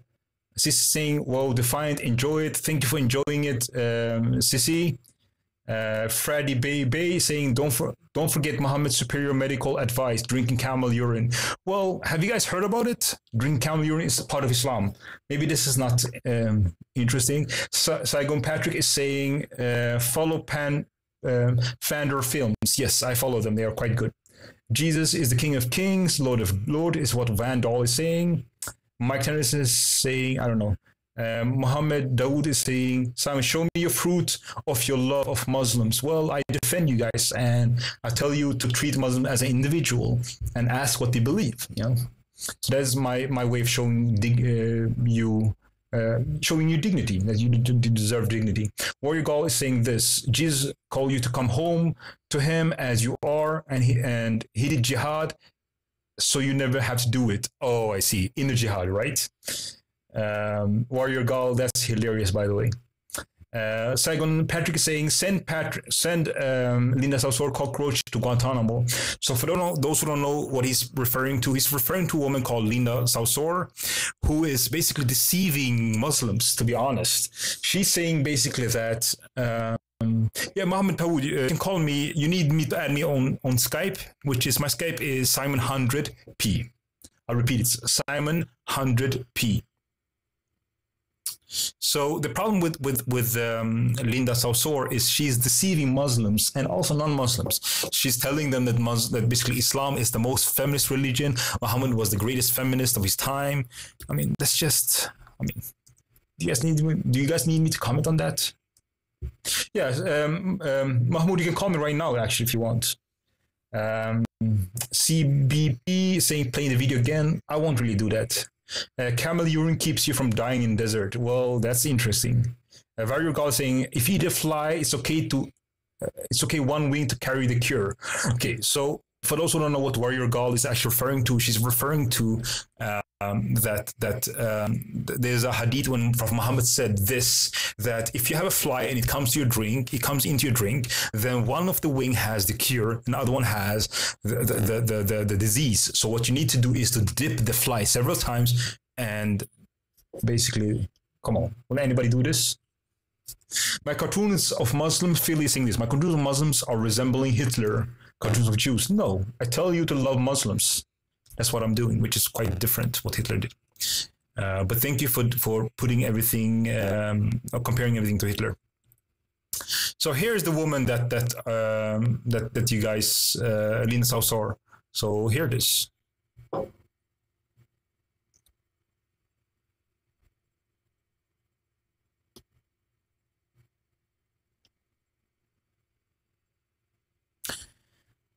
Okay, I don't know if you guys can open this one. I'm having some difficulties. Let me open it separately on a video. Give me a second. Muhammad was a feminist. That's what the video is called. Muhammad killed, Van Dahl is saying like this, Muhammad killed 600 to 900 Jews or people in a day. Jesus died to save all the sinners, which is right. Muhammad killed the people of Khaybar, 900 Jews in one day. That's true. She's keeping Islamic women from speaking out. Yeah, I heard about that, which is quite. Yeah, I mean, it's disheartening. I mean, imagine if I actually have Muslim women who actually are going through things. You know, it's quite. Yeah, it's disheartening, you know. My Skype is Simon 100p. Oh, by the way, I need to log into Skype for you to actually call me. Simon 100p. Anybody can call me, by the way. You don't have to be Muslim. You can call me. And I'll let anybody speak. Did I make the cartoon? No, I did not make the cartoon. You can find it on Site10 S. Let me just write it in text. SC10. You go to YouTube and you type this one, and you're gonna find all of the things. Yes, 700p. So I actually have to log into to Skype. And by the way, you know, I've done this for about almost 3 years, and I always tell people, love Muslims, you know. And the reason why I told you to love Muslims is many of them have never read this stuff. They don't know. They are clueless. They have had filtered information, basically by their scholars, by their parents. And we are the first generation non-Muslim that can actually read this in English. And David would always raise this point, so I want to give him credit. But it is right. I mean, this scripture was translated to English in the 90s. The Hadith, Sahih Bukhari, all these Hadiths that I'm reading, in English in the 90s. Meaning, before that, we cannot challenge it. You know? So, yeah. So, you can make a lot of Muslims leave Islam and find a better way. If that is atheism, let that be. If that is agnosticism, let that be. If that is Christianity, that's beautiful as well, you know.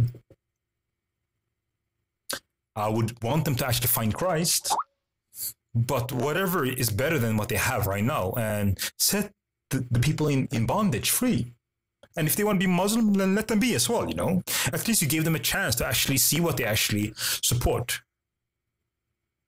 You know? So let me just read the comments. So I've missed us a couple of comments. A doctor in Afghanistan were asked by Muslim men, why can't the wife get pregnant? Well, am I seeing a joke coming here? Let's hear it.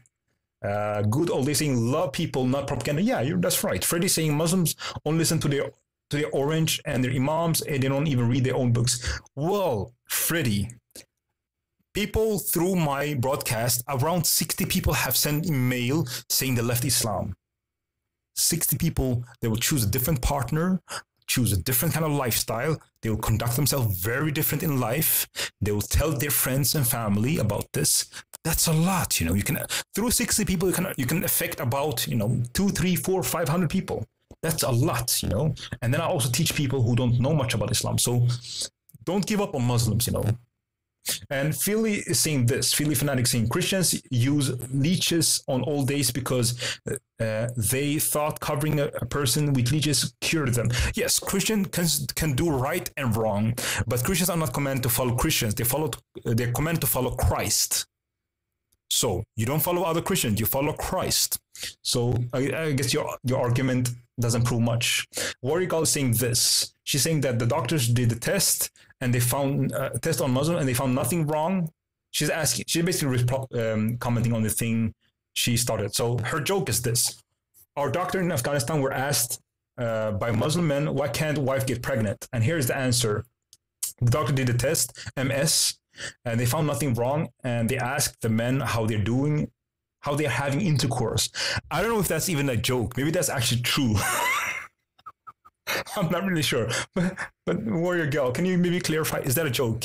Mike Tanner saying, you follow me from day one. Appreciate that. Much love.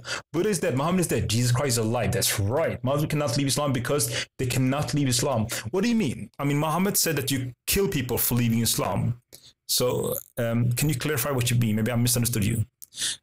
Here comes the video, by the way, Muhammad being a feminist. Here it comes.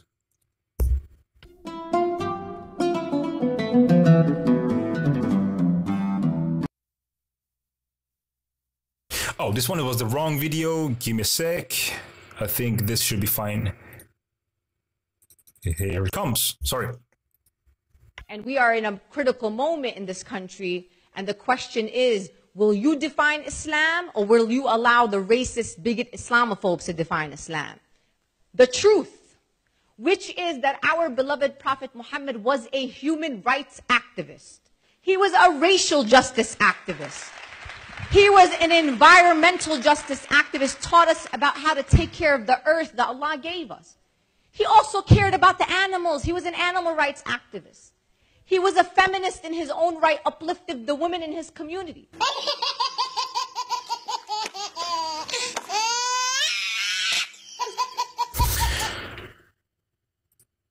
right, so I don't know if you guys actually agree with this. Mahmoud Dawood, I am online on Skype right now. If you want to call in, my Skype is Simon 100p. I'll repeat it one more time. Simon 100p. All right, I'll take the next comment here. We're gonna see the video again. You go to Masked Arab on YouTube, you'll find it. Masked Arab. Okay, so Warrior Gull is saying it was not a lie that the doctor actually asked, how do you have intercourse? Okay, 9 children on average, and the West has 1.5. It's not really 9 children on average. It's basically 3.5, at least what Pew Research show. And if you want me to show the evidence, I actually have it close by. So let me know if you want it. If everyone can define Islam to be what it want to be, then what's the point? Islam is whatever the scripture says, and Muhammad did. Jehovah, God saves us again. Jesus is real. She's catering to the left to join her. Yes, if you think about the one in front of us. Okay, so for those who have never seen it, I'm going to show this one. You might be shocked, but Islam actually teaches this. Okay, so if I have a partner, I have a wife, and you are a friend of mine, and you know, you want to be a good friend of me, but you still don't want to be attracted to my wife. So how do we solve this? How do we make sure that you're not attracted to my wife? Well, Islam has a super natural solution. Well, you can become my wife's adoptive son. What do I mean? Well, you'll become her adoptive son by sucking her breast 10 times. After you sucked her breast 10 times, then you guys might think I'm making stuff up, but I'm going to show you. After you sucked her breast 10 times, then you'll not be attracted to her because you'll be her spiritual, she'll be a spiritual mother. How many believe that this is actually accurate? That if I let my friend suck my partner's wife, my partner's breast, my partner's breast, so my friend is going to suck my partner's breast. Is that a way to make him not attract my wife? Is that accurate? Would you guys trust your wife and friend to actually let him suck your partner's breast? Of course it's not. Of course. So, you know, I'm setting people free, you know, because they have never seen this stuff. They have never seen it. No, I'm not joking. Oh, I really appreciate that comment, you know. I'm not joking. Okay, so here it is, for those who have never seen it.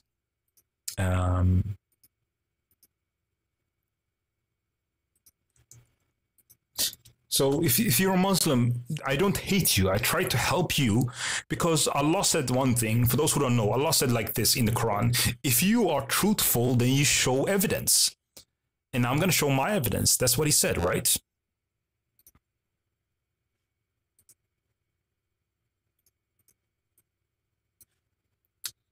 How could you feel if Saudis funded an anti-Christian site model and your anti-Muslim site? I don't know what that means. How would I feel if I knew that a Saudi, let me just read one more. How would I know if I found an anti-Christian site model after your anti-Muslim site? I don't know what that means. Maybe you can elaborate. Maybe give an example. So here's a source. Here's a source. Sahih Muslim, Sahih just means authentic for those who don't know. Okay, so for those who don't believe me, you need to see this with your own eyes. So would you let your partner actually suck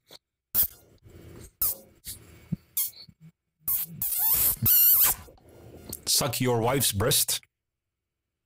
Come on.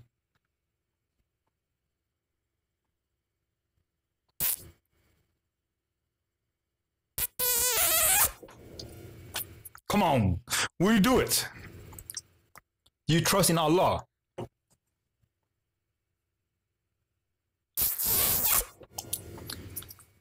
Will you do it? Let's just read what Muhammad taught. So it's Aisha, please reported that Sahala bin Suala came to Prophet Muhammad basically. And she said this, Messenger of Allah, I see in the face of Abu Hudayfa sign of disgust entering on the entering of Salif, who's an ally on her house. Basically, a man comes into the house. And then Muhammad is saying this, you suckle him. You basically let him suckle your breast. And she said, how can I suckle him? He's a grown up man. And Allah smiled and says, I already know that he's a grown up man. So, breast suckling of grown up men. Would you guys do that? How many would actually allow it to happen? How many? Maybe you guys think that this is okay. I don't know. I don't want to be too judgmental, but this one should be found in the Quran, which, by the way, it's lost. But that's not the point. Muhammad actually taught this. Here's another one. You guys can see this with your own eyes. This is Sahih. Let me get it. Sahih Muslim. Nah, bro, don't do it, bro. Of course you don't do it because you have morals and you have something called logical thinking, right? So another one here. So don't be mad at me. I'm just a messenger. You know, Muhammad said, if you're truthful, then you show your evidence. So I don't know. I hope I don't scare Muslims away because, you know, I really want to talk to you, you know. Here it is. So Aisha said this, reported that it has been revealed in the Holy Quran, meaning that God said this, that the 10 clear suckling was made the marriage unlawful. So if you suckle your friend's breast, 10 clear suckling, then you don't have right to marry her. But then it was abrogated, just means changed to something with 5 clear suckling. So now it's 5 instead of 10. And Allah died, and Allah's apostle died, meaning Muhammad died, and then it was before the time found in the Quran. So it was found in the Quran and it was recited by Muslims. Basically, they agree. So, okay, so I have a caller here, I think. Let me give him a chance. Should I let him call in? Okay, let him call in.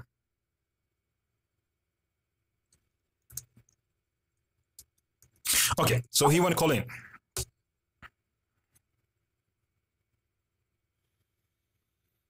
Must allowed to touch an infant, babies sexually? I don't know about that. Okay, we have a caller here. Let me take his call. Hello, can you hear me? Yeah, I can hear you. Can you hear me? Yes, welcome, Thank sir. you. Welcome. Thanks. So before we continue, are you No. Muslim? Oh, you're not a Muslim. Okay, that's fine. Because I wanted to ask, so what do you want to contribute on this conversation? I want to let you speak. Do you finish? I won't interrupt you. Okay. I asked if you love Muslims, and you said yes. And I asked how, and you said through dignity. So can we do a thought experiment? Okay. Please do. So let's say you are a Muslima, a Muslim woman with 2 children living in a Muslim community in a town in the UK, and you have 1 husband and 2 children. Your husband doesn't share. Hold on. She has a husband? Yes. Or I have. Okay. She has a husband. Okay, You are 2 a children, Muslim woman living in a Muslim community in a UK town, and you have one husband. I get it. Yeah. And the husband doesn't have any other wives. Sure. So it's only, the family unit is that's fine. Father, a mother, and 2 children. And you, okay. 2 So children, you want to leave Islam as a woman. How do you do that? Sure. How do you do that? Well, I don't know how this proves any point, but you still want me to engage Yeah, in let's this? just play around with it and see what comes out of it. Okay, sure. So first of all, I would take in account the rules of Islam. Islam teaches, according to Muhammad, that anybody leaves Islam, you're supposed to get killed. But since you live in UK, Islam is not ruling the country, right? Yes. So I would just want to make sure that people know that I don't make this stuff up. So, but this rule is still the values that many Muslims actually holds. And I have statistics on this one that actually many Muslims actually agree with this one. So if I would be a mother and I live in UK and I have 2 children, I will leave my husband as well, or only Islam? You leave your husband. Your husband still wants to be Islamic. Muslim. All right. So the way that I would do it is I would try to seek help. First, seek information from the government how they can help me, and I would want my children to have contact with their father. And I would not speak bad about their fathers if I would be a woman, but I would want to have a separate place where I can live, and I would want to have a livelihood, basically, where I can be independent. I don't know how this proves any point, but please explain. So you go to the government in the UK. Okay. Yeah. You may not know. Can you just tell me who you go to? If you don't know, that's okay. Who would you go in the government? Yeah, I'm not sure. I'm not sure. This is what I want you to try and do. I want you to put yourself in the shoes of a Muslim. Okay? And I want you to go away and come back another time, do your research and find out if you're a woman in a UK town and you want to leave Islam, who do you go to? Because the government doesn't have any sort of help for Muslims to leave Islam. And this is the love that we should be showing Muslims. We should be showing them that we should be going to the cage of Islam and opening the doors and saying, leave Islam, follow Jesus or follow us. But we're not doing that. We're just shaking the cage. And the more we shake the cage, the more these Muslims are going to start bumping into each other and start getting angry. And the more they look out to the cage. Okay, Muslim women, they look out of the cage and they go, well, Muslims really comfortable. It's nice. There isn't pornography. They look out of the cage and they see women who dress provocatively, they see pornography, they see alcohol, and they go, oh, I don't want to leave Islam because it's so comfortable. The Muslims are the victims of Islam. That's right. That's my point. Yeah, I definitely agree with that Muslims are victims of Islam. But there's also, you have your neighbor, you have people that you work with, you have ex-Muslim that you actually can go to. You can go to a church, you can go to social workers. It's not like they lack alternative. Maybe they lack access to the alternative. Okay, I agree. I mean, you just said she can go to the authorities, go to the government. You're not showing love. You're not helping them. Because Muslims are suffering under Islam, helping them. That's not love. Love is to help those who are suffering. Well, obviously, I operate on a platform where my influence is. I'm quite limited. What I always tell is, love Muslims. They are brothers and sisters. No, they're not. They are just born in a culture. Well, I see that from my perspective. Okay, are you a Christian? Yes, I'm a Christian. So you believe that Jesus died on the cross for our sins. Muslims do not believe that. He was swapped somehow. But I love them as my brothers and my no, sisters. They're not your brothers and sisters. If you're a Christian, they're not your brothers and sisters. Your brother. Well, this is my. Well, are you going to interrupt me when I'm going to speak? So I'm speaking about my perspective. So I see them as my brothers and my sisters.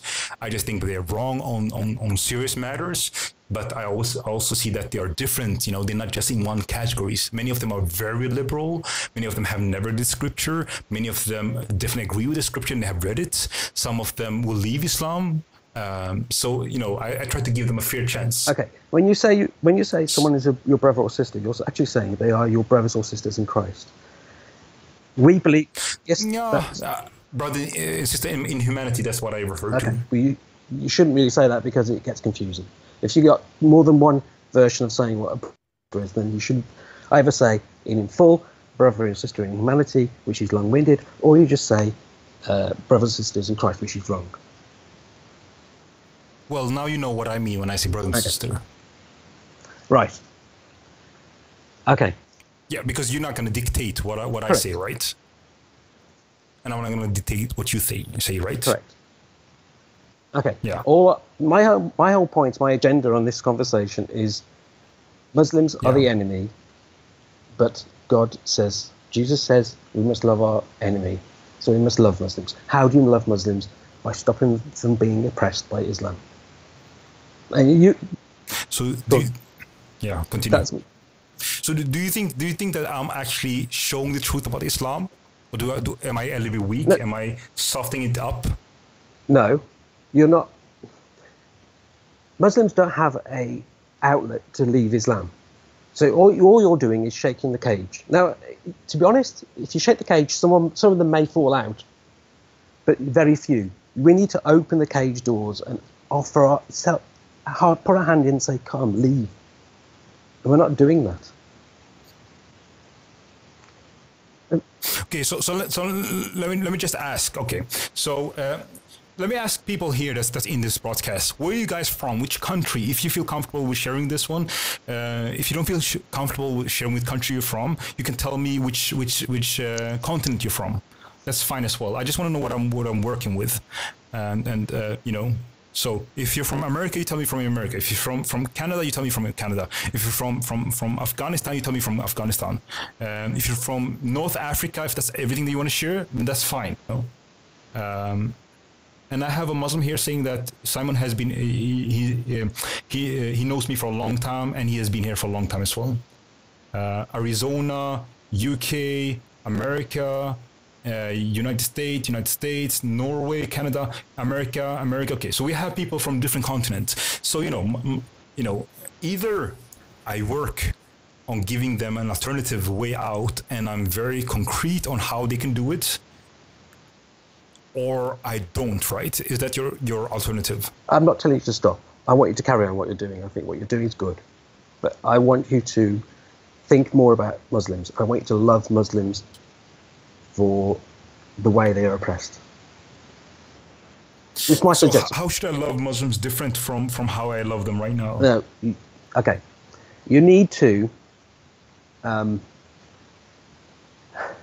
you need to get people rallied round to help Muslims to open their cage, to let them out. Okay. How? We need to set up, get the church involved. Say, please, you know, we need to go out and say to Muslims, look, call this number if you want to leave Islam. You call this number. Here's this number, and it's a free number they can call in confidence. You want to leave Islam, escape, and come to this sanctuary. Okay, now I know you can't do this from your platform, but you can actually start the process off by actually trying to get some of these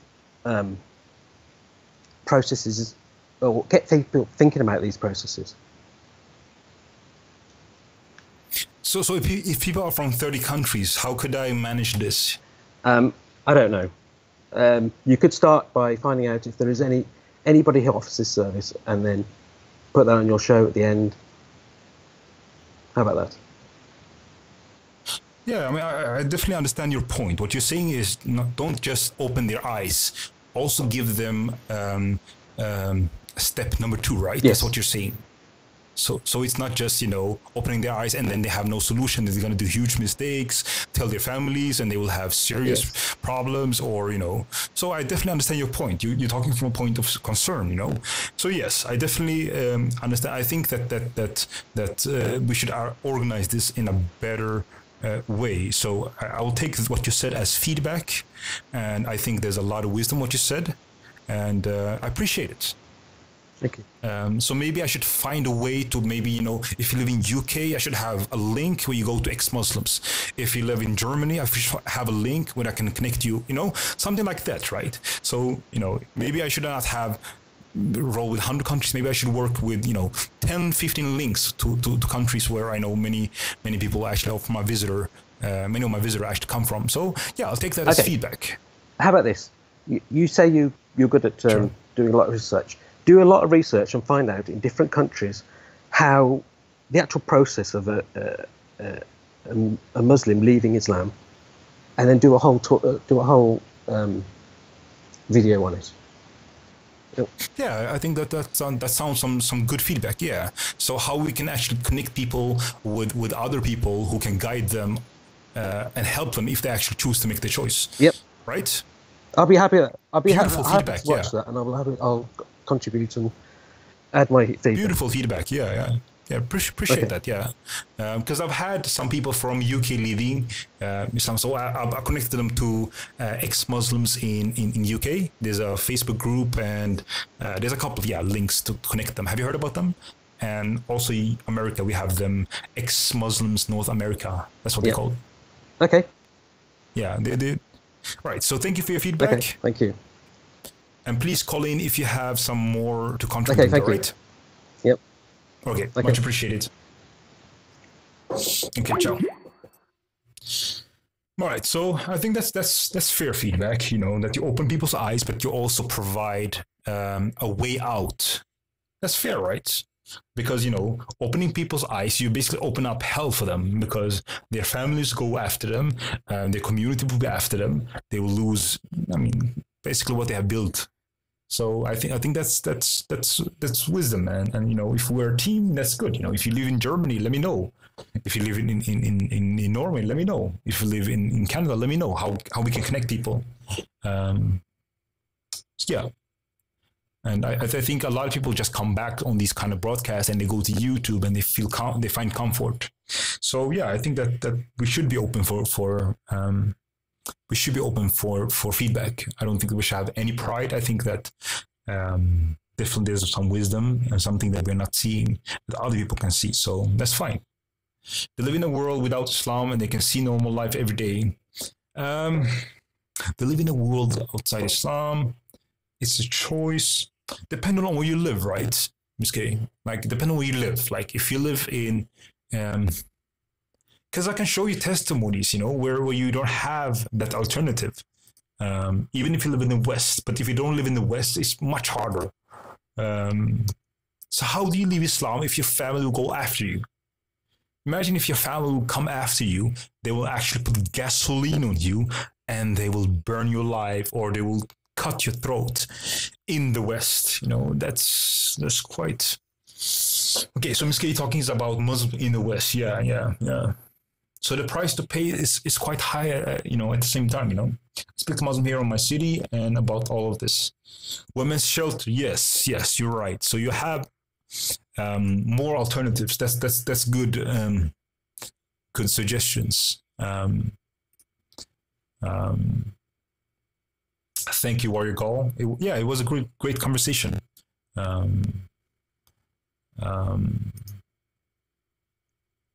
Yeah, I feel like we have to be a team to do this. Sure, I'll open people's eyes, but sure, you have to have something to point. You know, to point that, and maybe, you know, you just can guide people, because people actually mail me, you know, living in a world without Christianity, one can find normal life. Yeah, of course, you don't have to be Christian to have a normal life. Even though I would promote having a Christian life, but Christ is giving you an offer. He's not begging you, you know. Before.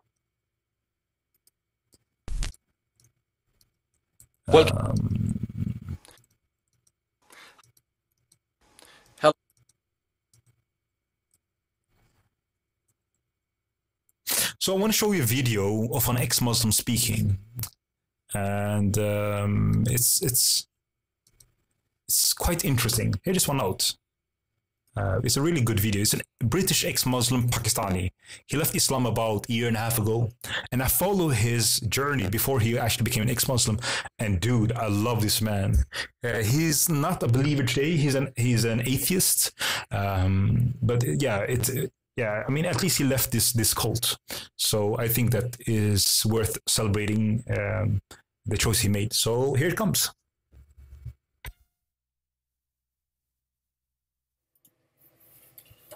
My dear fellow humans, at last I am free.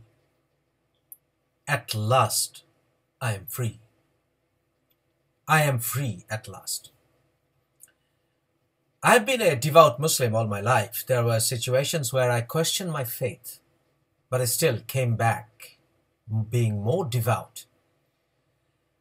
But now, at last, I can say with all dignity that I have, that I am free at last. I've often questioned my intellect. Am I smart enough to understand the religion I follow? Or is it my personal failure that I'm failing to understand the religion, or something wrong with the religion? But I was told that if the follower is doing something wrong, don't blame the religion. If the driver is failing in his driving, don't blame the manual. But when the manual is producing failed drivers time and time after, and in tons and numbers, there's something wrong with the manual itself. Yes, I'm talking about my ex-faith, Islam.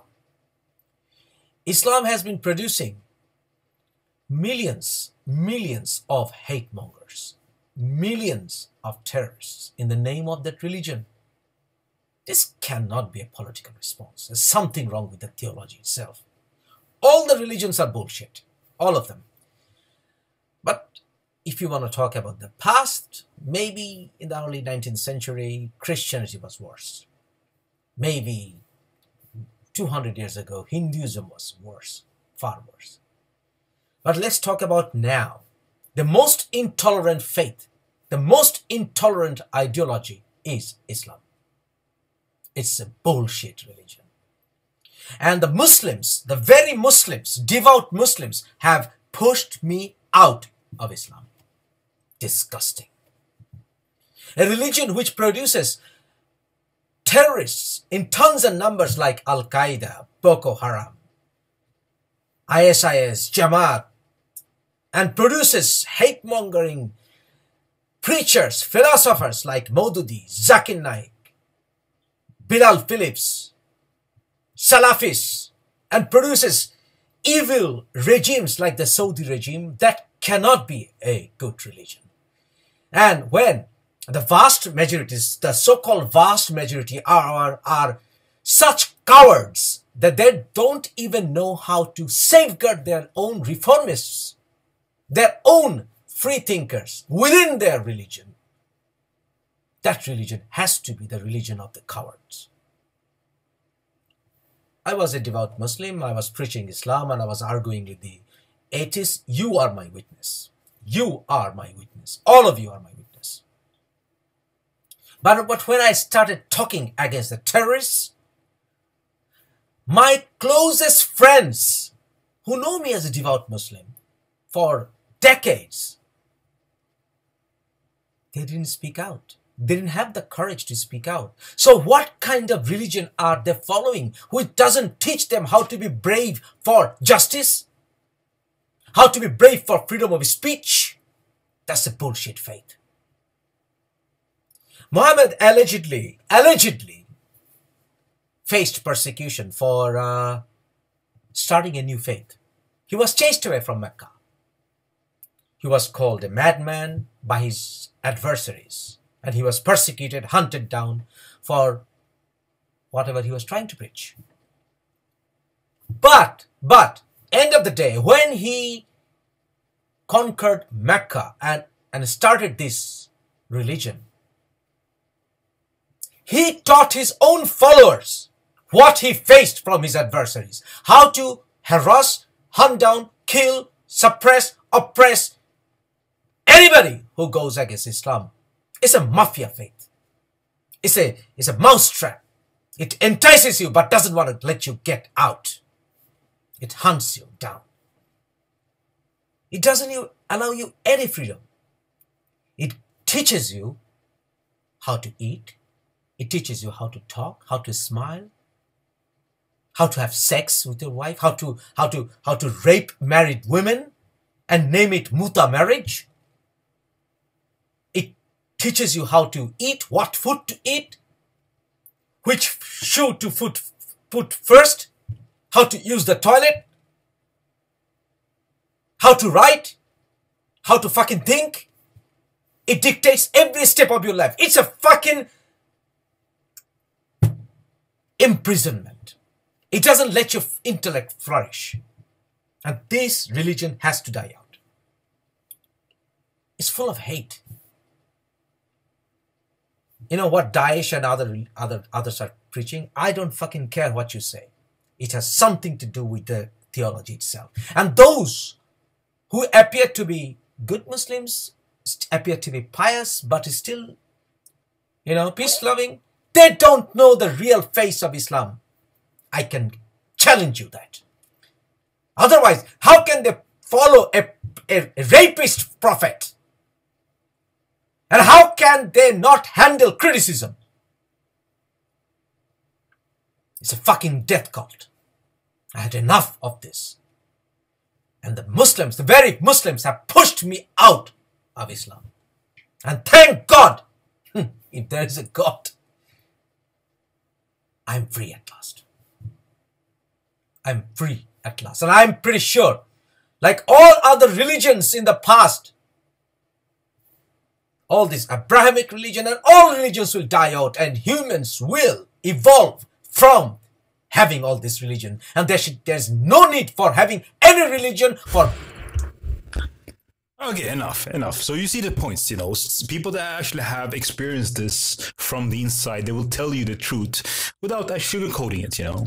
So, you know, looking at him and thinking that basically he was a lost cause, I don't think that is fair, you know.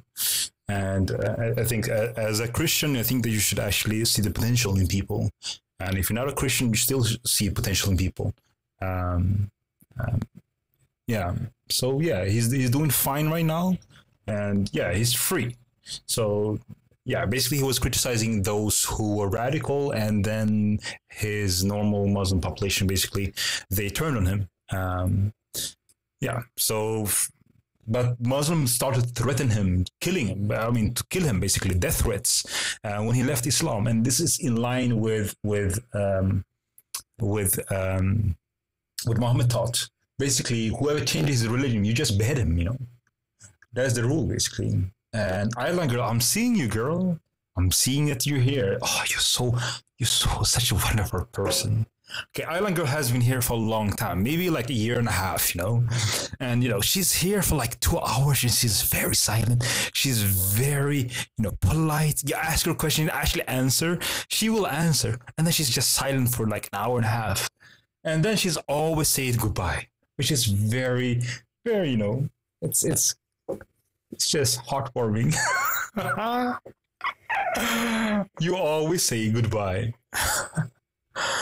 So yes, this dude, he's free. He's free at last. So yeah, if you want to leave Christianity, then leave, you know. Nobody's gonna hate you. It's been 2 years, I see, yeah. If you want to leave Christianity, you can just leave.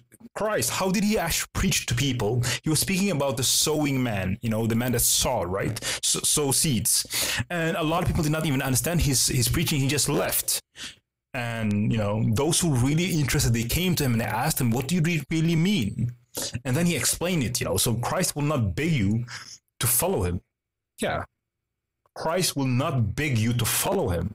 He's giving you an offer, basically. So yeah, so don't beg people to become Christian. I mean, you shouldn't do that. You give them an explanation of what it is. And if they don't want to follow him, still love them, you know. But don't beg them, you know. So yeah, I think it's important to actually have this attitude. But back to this dude, yeah, he left this cult and now he has death threats. His wife left him and Muslims want to kill him. They actually put a fatwa. For those who don't know, fatwa means a religious ruling by scholars saying that whoever leaves a religion, you can kill him.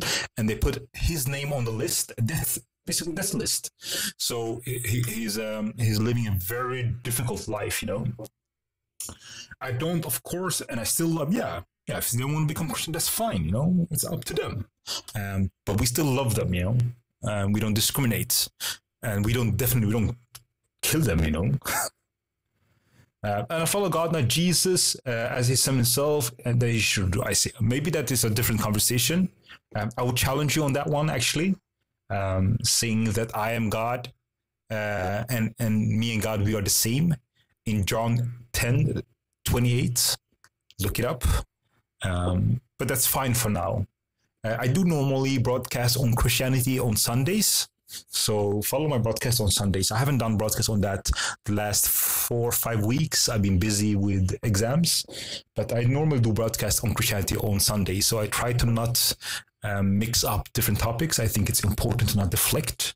When you speak about topic, especially about Islam, it's a little bit difficult topics because you have people are willing to deceive, lie, conduct, cognitive dissonance. So it's a little bit different topic, Yeah, you can call in, challenge me, which is fine, I actually appreciate it.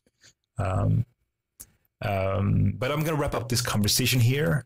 For those who weren't here from the start, I'll show the video about the attack from today, and you guys can make your own decision if you think actually that this was an accident, or if you thought that this was a Muslim, which we know he's a Muslim, or from a Muslim country at least, that's what we know.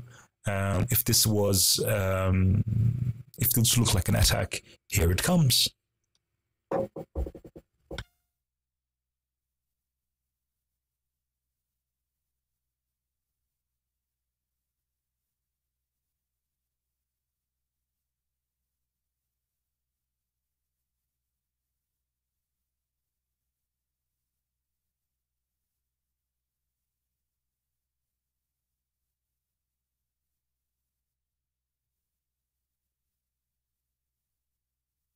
All right, guys, I'm sorry if I caused any distress. Dealing with truth is a little bit uncomfortable. I always try to warn. But yeah, this man ran and he's in custody. And for those who wonder if he's actually in custody, here is the article by Reuters reporting that he is in custody. I don't know if you guys can see this. Let me make sure I can make this happen. Give me a sec. Yeah, Reuters is explaining that he's actually in custody, which is fine, And he comes from a mainly Muslim country. So yeah, he injured probably 10, 15 people, Dawood, appreciate the conversation. Good conversation, good feedback. So you guys have to make your own decision. I'm going to leave right now. And thank you and much love to all of you. And remember that if you're a Muslim, I still have a lot of love for you. I will challenge what you believe, but I will stand up for your rights and I will always protect your dignity. All right. So I'm going to leave right now. Catch you guys later. Bye-bye.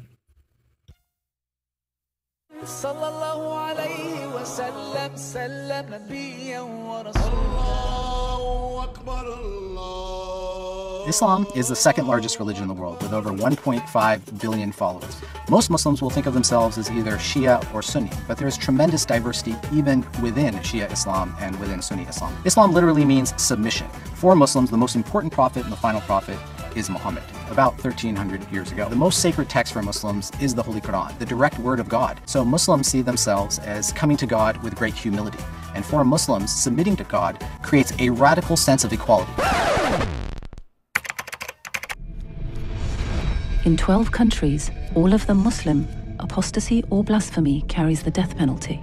There are 1.5 million atheists in Saudi Arabia and another 4 million in Pakistan.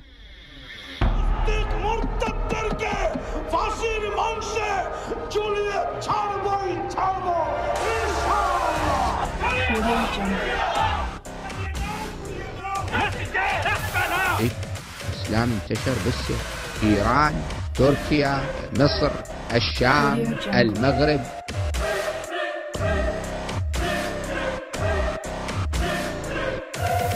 They locked me in the house and they hit me.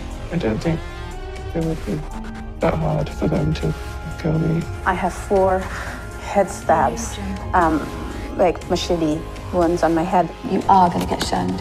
You are going to get mistreated. Their families, they should not continue having any kind of relationship with them. Young people who are being traumatized. لما يجي اليهود عنده يمسكوه. ايش الحجاب؟ يعني الحجاب سرق طفولتي. الله كرم المرأة بهذه العقوبة، عقوبة الضرب. You don't have to spend too long online to find a huge amount of Islamic preaching. And speaks against Islam, and if it's Islamic rule, then the person should be put to death. In Islam, the punishment for apostasy is death penalty only after a panel of judges interrogate, speak to that person, try to bring him back to his senses. If he still insists, then this is worse than grand treason.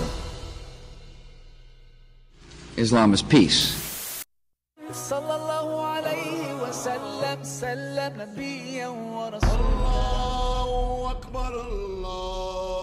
Islam is the second largest religion in the world with over 1.5 billion followers. Most Muslims will think of themselves as either Shia or Sunni, but there is tremendous diversity even within Shia Islam and within Sunni Islam. Islam literally means submission. For Muslims, the most important prophet and the final prophet is Muhammad, about 1300 years ago. The most sacred text for Muslims is the Holy Quran, the direct word of God. So Muslims see themselves as coming to God with great humility.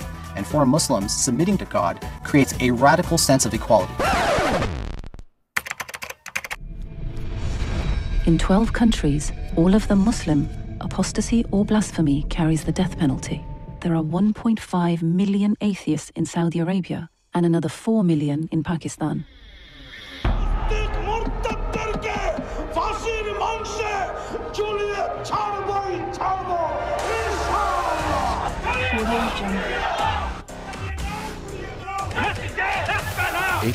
الإسلام انتشر باسيا، إيران، تركيا، مصر، الشام، المغرب.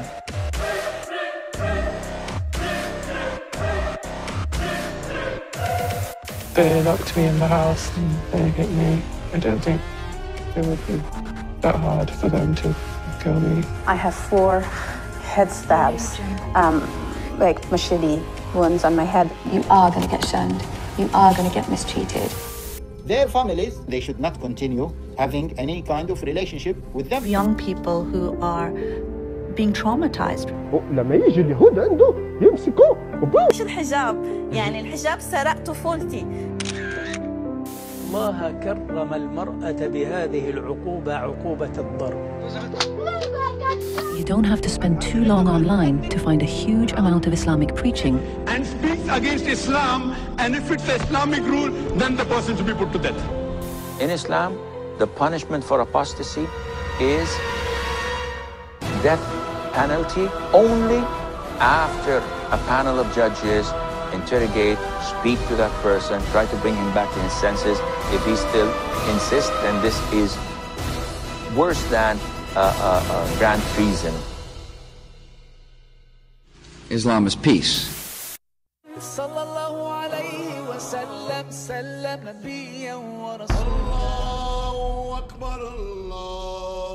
Islam is the second largest religion in the world with over 1.5 billion followers.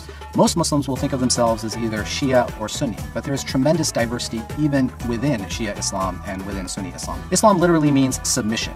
For Muslims, the most important prophet and the final prophet is Muhammad, about 1300 years ago. The most sacred text for Muslims is the Holy Quran, the direct word of God. So Muslims see themselves as coming to God with great humility. And for Muslims, submitting to God creates a radical sense of equality.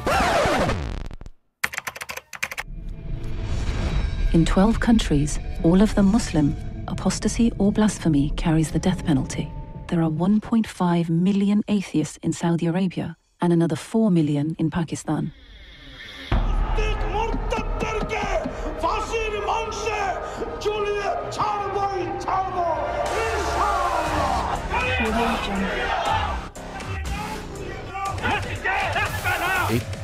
الإسلام انتشر باسيا، إيران، تركيا، مصر، الشام، المغرب.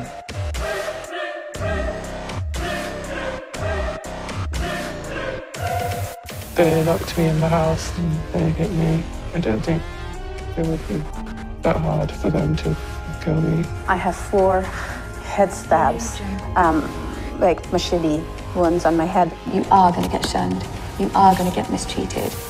Their families, they should not continue having any kind of relationship with them. Young people who are being traumatized. لما يجي اليهود عنده يمسكوه. ايش الحجاب؟ يعني الحجاب سرق طفولتي. الله كرم المرأة بهذه العقوبة، عقوبة الضرب. You don't have to spend too long online to find a huge amount of Islamic preaching.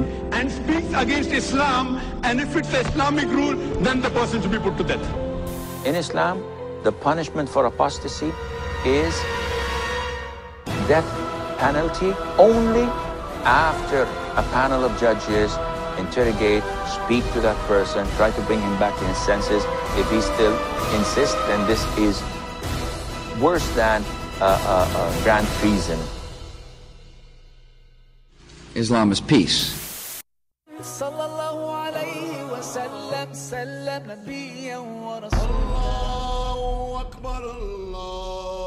Islam is the second largest religion in the world, with over 1.5 billion followers.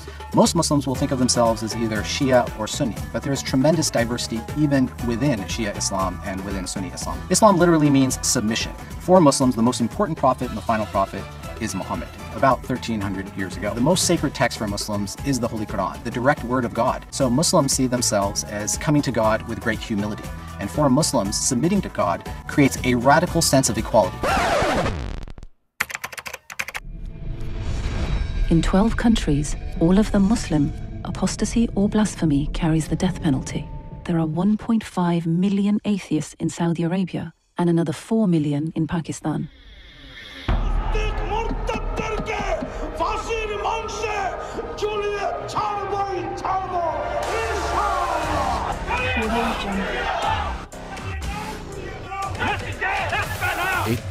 الإسلام انتشر باسيا، إيران، تركيا، مصر، الشام، المغرب.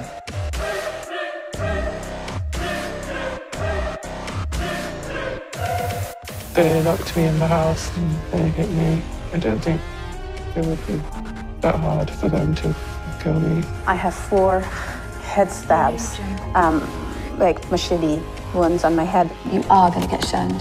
You are going to get mistreated. Their families, they should not continue having any kind of relationship with them. Young people who are being traumatized.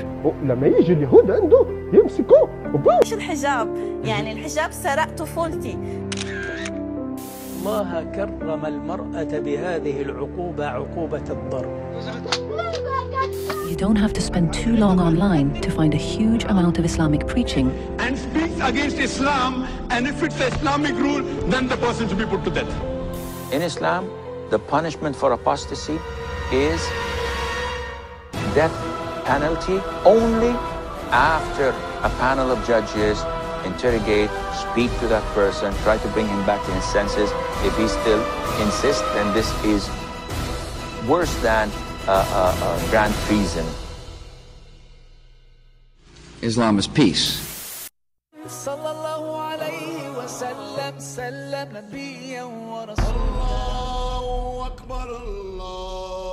Islam is the second largest religion in the world, with over 1.5 billion followers.